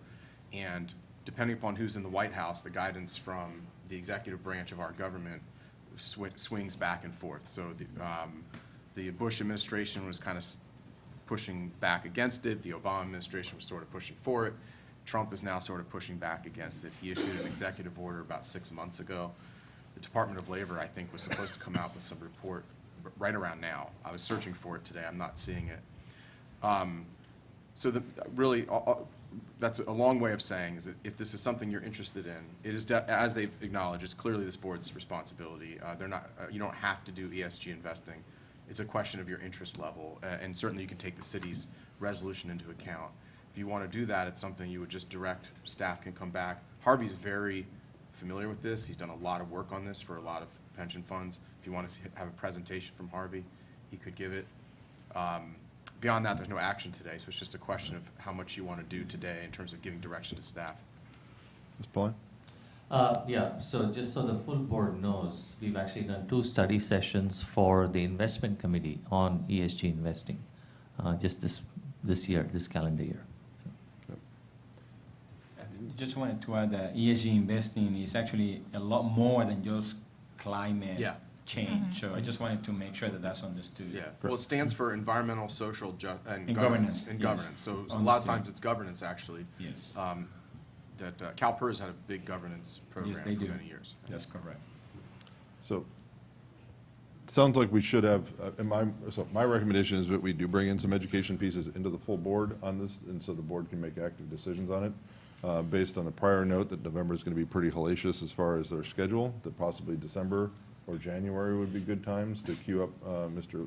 Lederman to present, at least from the legal perspective, a role in deciding this, and perhaps have the investment staff bring in some advice for a discussion, and then start charting a course, what, if anything, that the board does on that. That would be my recommendation as a path forward. Just FYI, our fossil fuel exposure in the Fed plan is 2.1%, and that's because of our active managers who are actually underweight fossil fuels. The index is 3%. Any comments, questions? I would just add that, yeah, I would echo very strong interest in learning more, hearing more about ESG and sustainable investing, having myself been involved and managed the social impact pool. So to the extent that our agenda is very full, I'd also even invite, if there's any prescribed readings or reference information that the trustees could review in advance, just to, because it is a very complex topic. We'll be happy to. I believe Makita is not here, but Makita does have a paper on it. And we did bring some outside experts to talk to the IC, as well as the person who manages it for the San Francisco pension plan. So I will try to gather some more people to come back to the full board. Thank you. Other thoughts, questions? Is there anybody from the audience that wanted to speak on this item? Please come forward. Just announce yourself and speak your words. Hi, my name is, I think if you grab the handle underneath the microphone, it goes up, but okay, thank you. that you'd be a rock star and hold the microphone. Yes, my name is Ruth Marino. I chair San Jose Community Energy Advocates. We were instrumental in having the city of San Jose establish San Jose Clean Energy Department.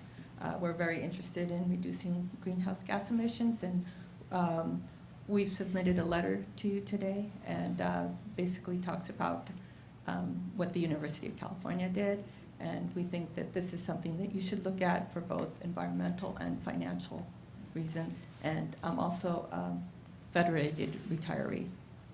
Great. Thank you. Thanks.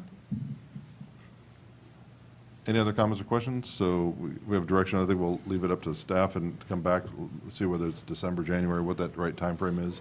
Probably not next month, just because of the volume. Unless the whole load lightens up, then maybe next month. Okay? Thank you.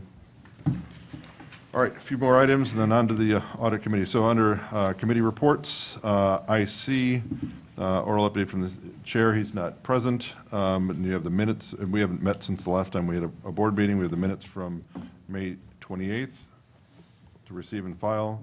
Under governance, we have a few items. Welcome. There are 2 participants on the call, including you. You are joining your conference as the host. For a menu of available commands, press *#. So on the governance committee report, the chair of the governance committee, that's Ms. Orr, right? No. No, Ms. Sun? We don't have a chair.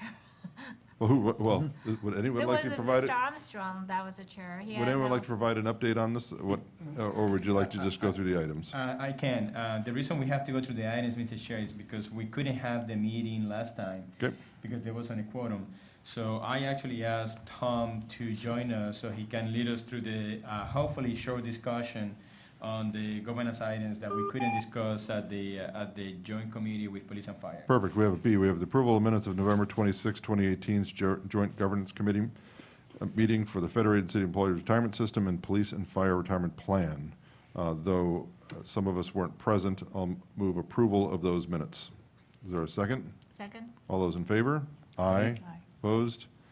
Item C, discussion and action on the approval of the forward calendar for the Joint Governance Committee. Someone talking on that, or is it just Well, load? I can speak to it. Tom, I believe did you join us by phone? Yes. Hello, everybody.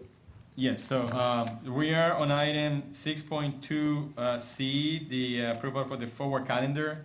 Actually, this is pretty straightforward. When we met with Tom, he suggested a forward calendar, and these are the items to be, he's suggesting to be discussed in the future meetings. Of course, you can see the first item there for September 5th, we couldn't discuss it at the committee, so you're having the discussion here on your board today. But everything else, as he indicated in the forward calendar on December, you have those issues to be discussed jointly. And then some other meetings later in 2020 are still to be determined. So I would recommend approval of the calendar as it sits right now. Any questions on the calendar as listed for that item? Go forward. Make a motion to approve the committee calendar the forward calendar for the governance committee. Make a motion to approve. Second. All those in favor? Aye. Opposed? Seeing none. Okay, on to item 6.2D, this is discussion action on the amendment for the charters of the CEO and CIO.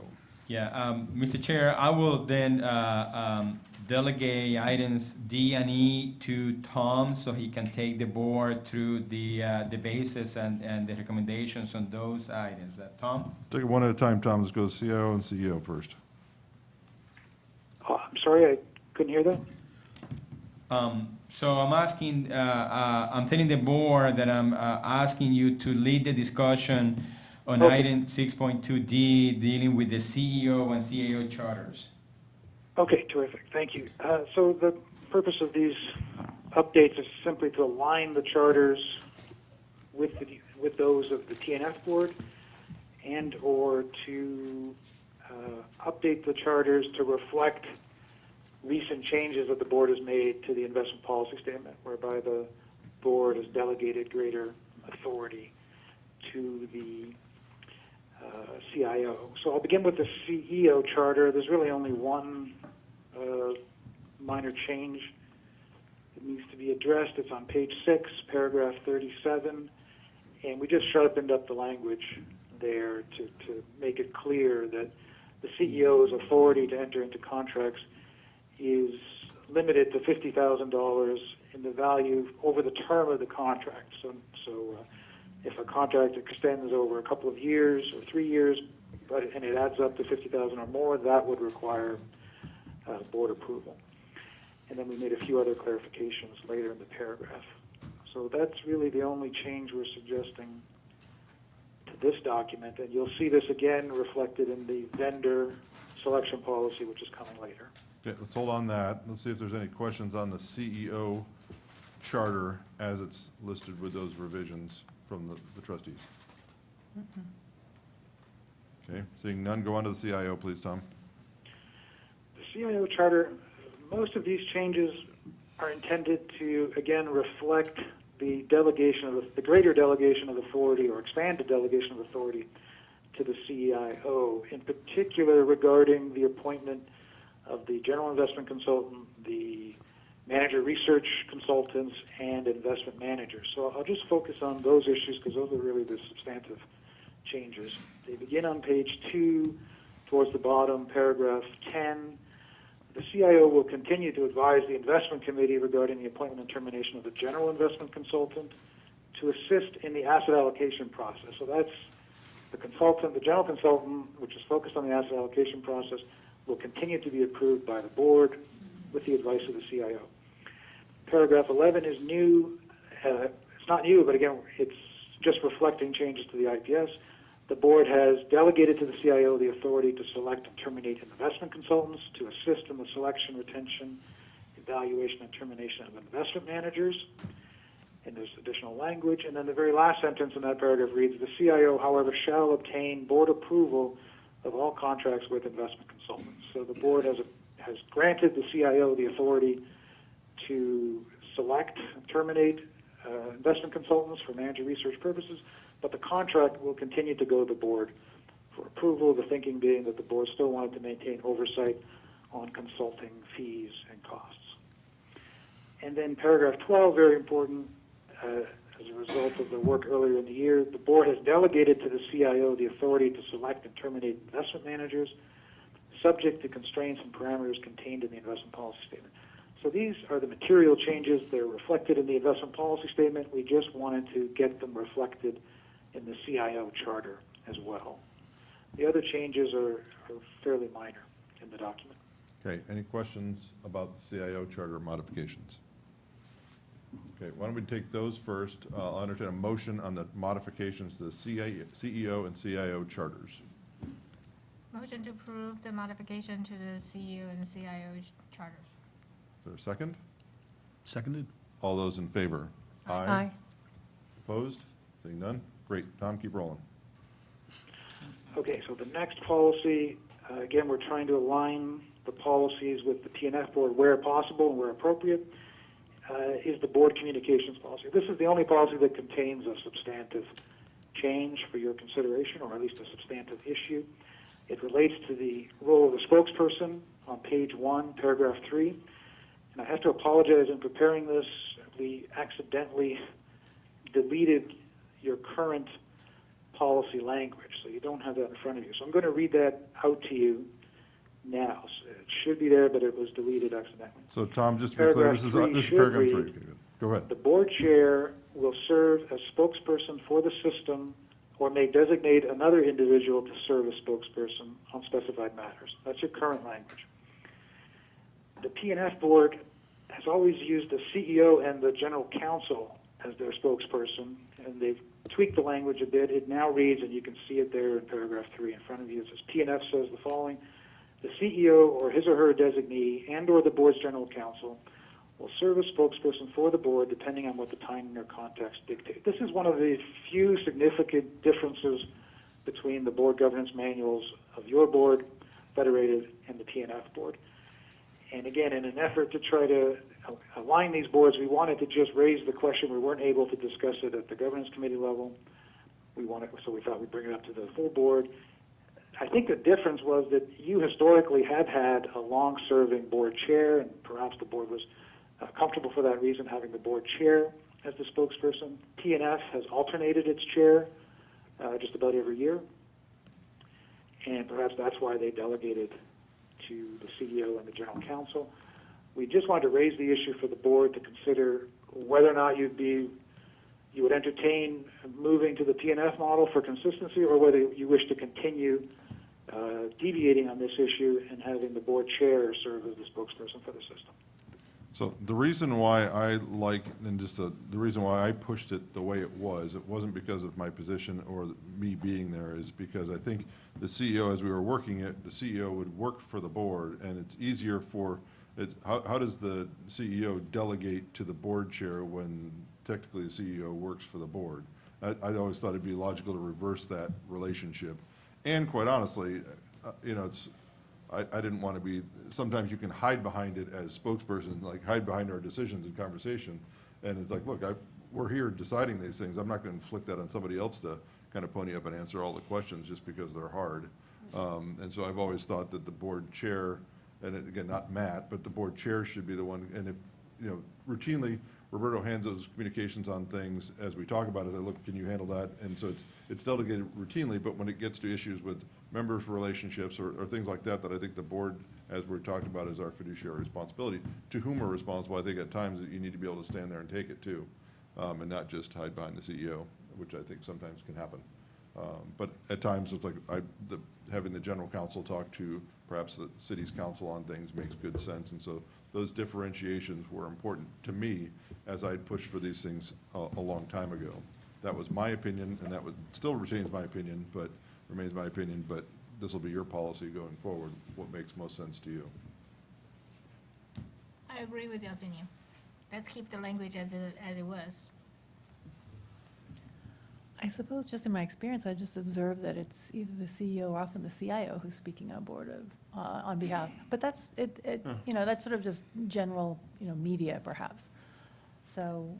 Yeah, when they ask specific questions, that's been true. So if they're asking specific investment, like why, if there's a investment magazine asking you about something, it makes sense for Prabhu to be answering those things directly. But there's been times where things go to council.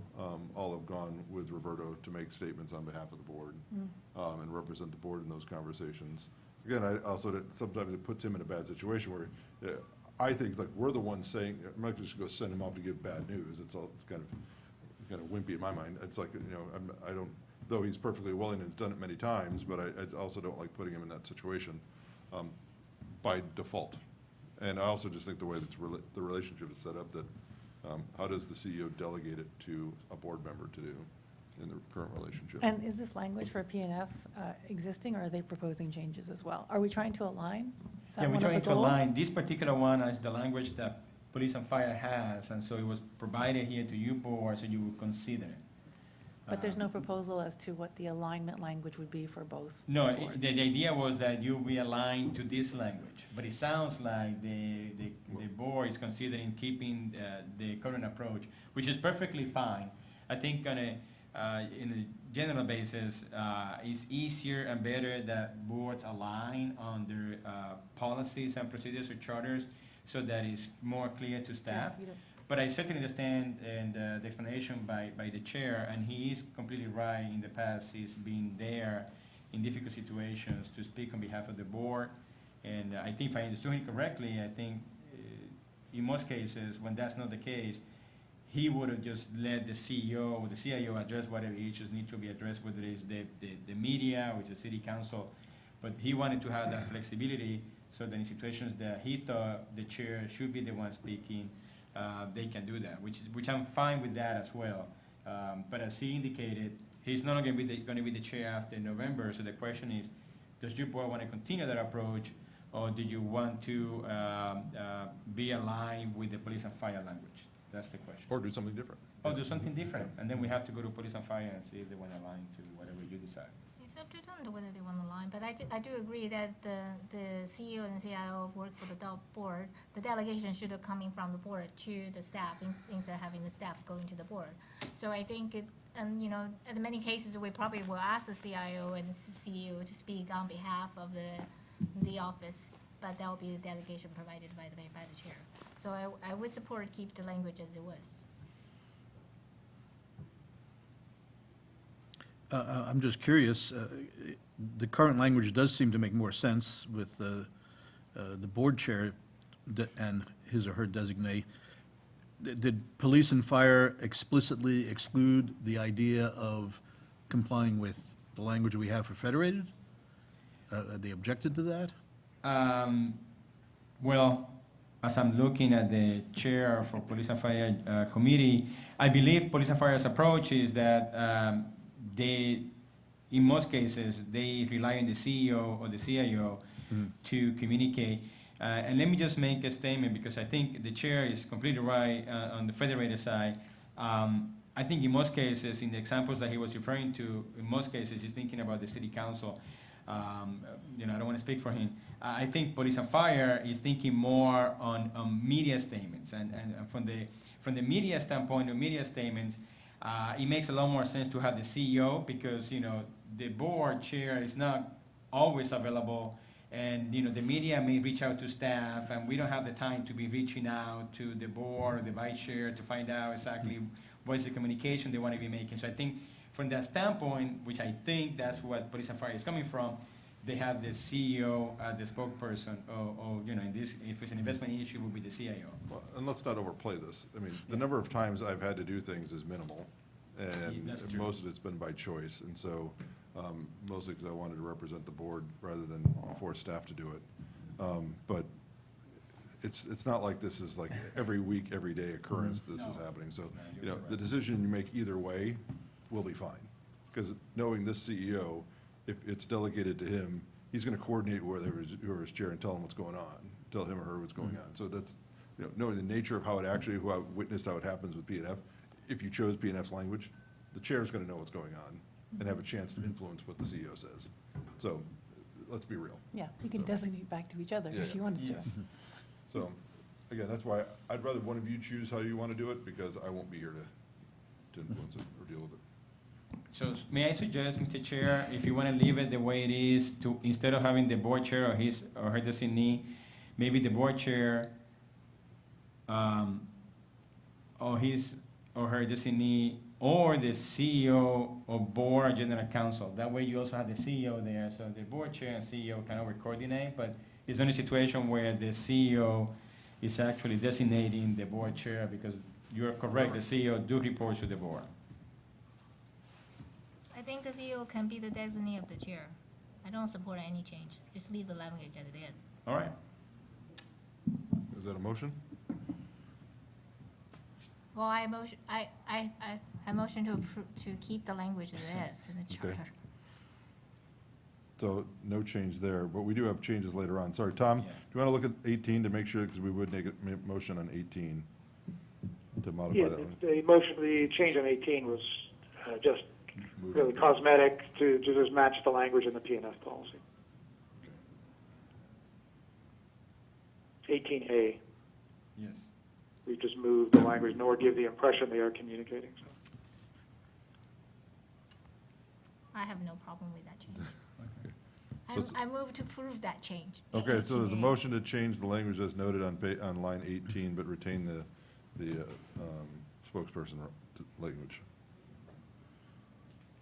Correct? So then you've got press releases concerning the system will be the responsibility of the spokesperson, which is any or all of the three? No, I think what will happen is the board chair will most likely designate Okay. the CEO to speak.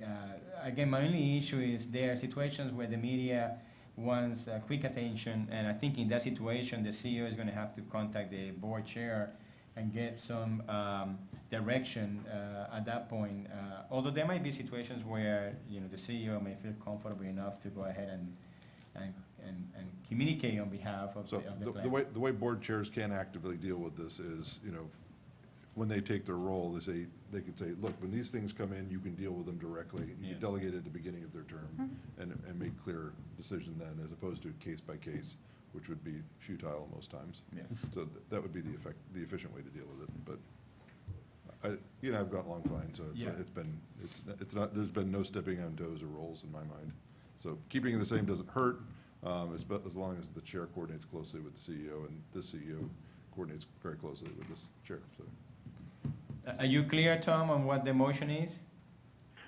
Yeah, I think I understood we're going to keep paragraph 3 unchanged, which I think is fine, and we've accepted the minor change to paragraph 18. That is correct, So yes. so is there a second to that? Like, Second? okay, all those in favor? Aye. Aye. Opposed? Okay, education policy, and we're almost done. Education policy, really only one minor change on page 2, paragraph 5, sub B, and this is to reflect some additional language that is in the PNF policy and was not in the Federated policy, so we've just presented it for your consideration if you'd like to align with the PNF policy. PNF added that second paragraph in paragraph B, in-house education shall not only address investment and benefit administration, but shall also include formal periodic orientation and updates regarding the city's budget and, if possible, service level solvency. Staff shall invite city management to assist in delivering any orientation, etc. Roberto just let me know that in discussions with the city, it's not going to be possible to really deal with the service level solvency, so I suggested we actually delete the references to service level solvency. So we'll go back at some point, make that change to PNF as well. But with that language, that reference to service level solvency deleted, there are two references to it. We're presenting this for your consideration if you think this is reasonable to add to your policy and match up with the PNF policy. So for clarity, Tom, what you're suggesting is the red line change with the last sentence modified to take off the last 4 words and service level solvency. And there's also a reference earlier that says, and if possible, service level solvency. We would delete those words as well. Okay, so that's the It recommended. begins towards the end of the second line that's redlined. I motion we accept the After the words changes. regarding the city budget and if possible, service level solvency, we would delete the words and if possible, service level solvency. Okay, so anywhere where it's And referencing then service delete the level. last 4 words in the paragraph and service level solvency. Okay, I motion we accept the changes as proposed. is there a second? Second? All those in favor? Aye. Opposed? Those are done. Thanks, Tom.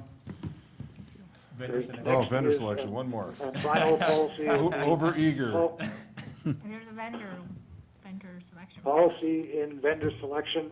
Most of the changes here, again, are to match up with some previous changes regarding contract limits for the CEO, and then to reflect the changes in delegation to the CIO and a few other minor changes. I'll just quickly walk through them.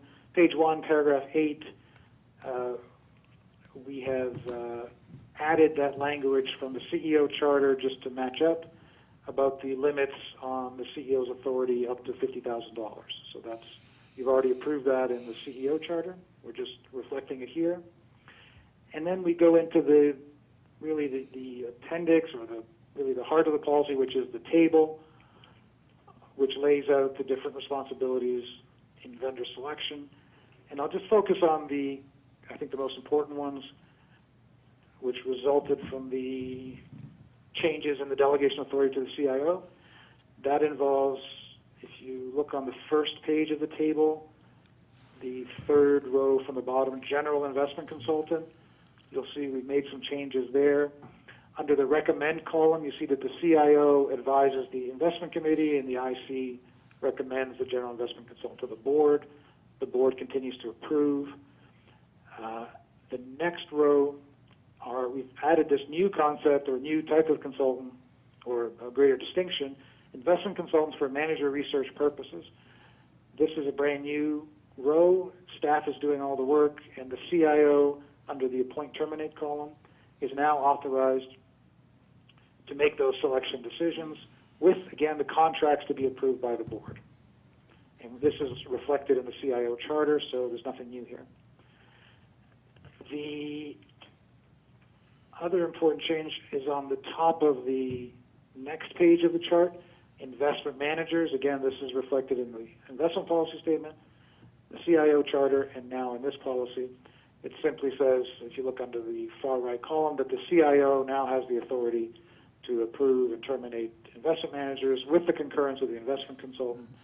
And we've got that note in the left column, subject to constraints, limitations in the IPS. Again, that's consistent with the IPS and the CIO charter. And then lastly, I draw your attention to the next row, HR consultants, CEO-related projects.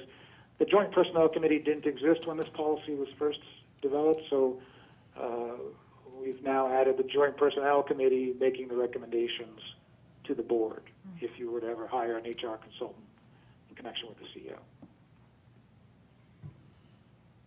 And that would be it.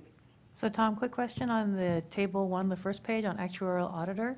There's some interview finalists in the recommend column. Is that a comment? Is that an edit overlook? You're right. We forgot to delete that. Those questions were never really considered at the governance committee level. I meant to delete them. I don't know when the next time you'll hire an actuarial auditor, but you could, No, that's fine. It just looked like they were comments. Okay.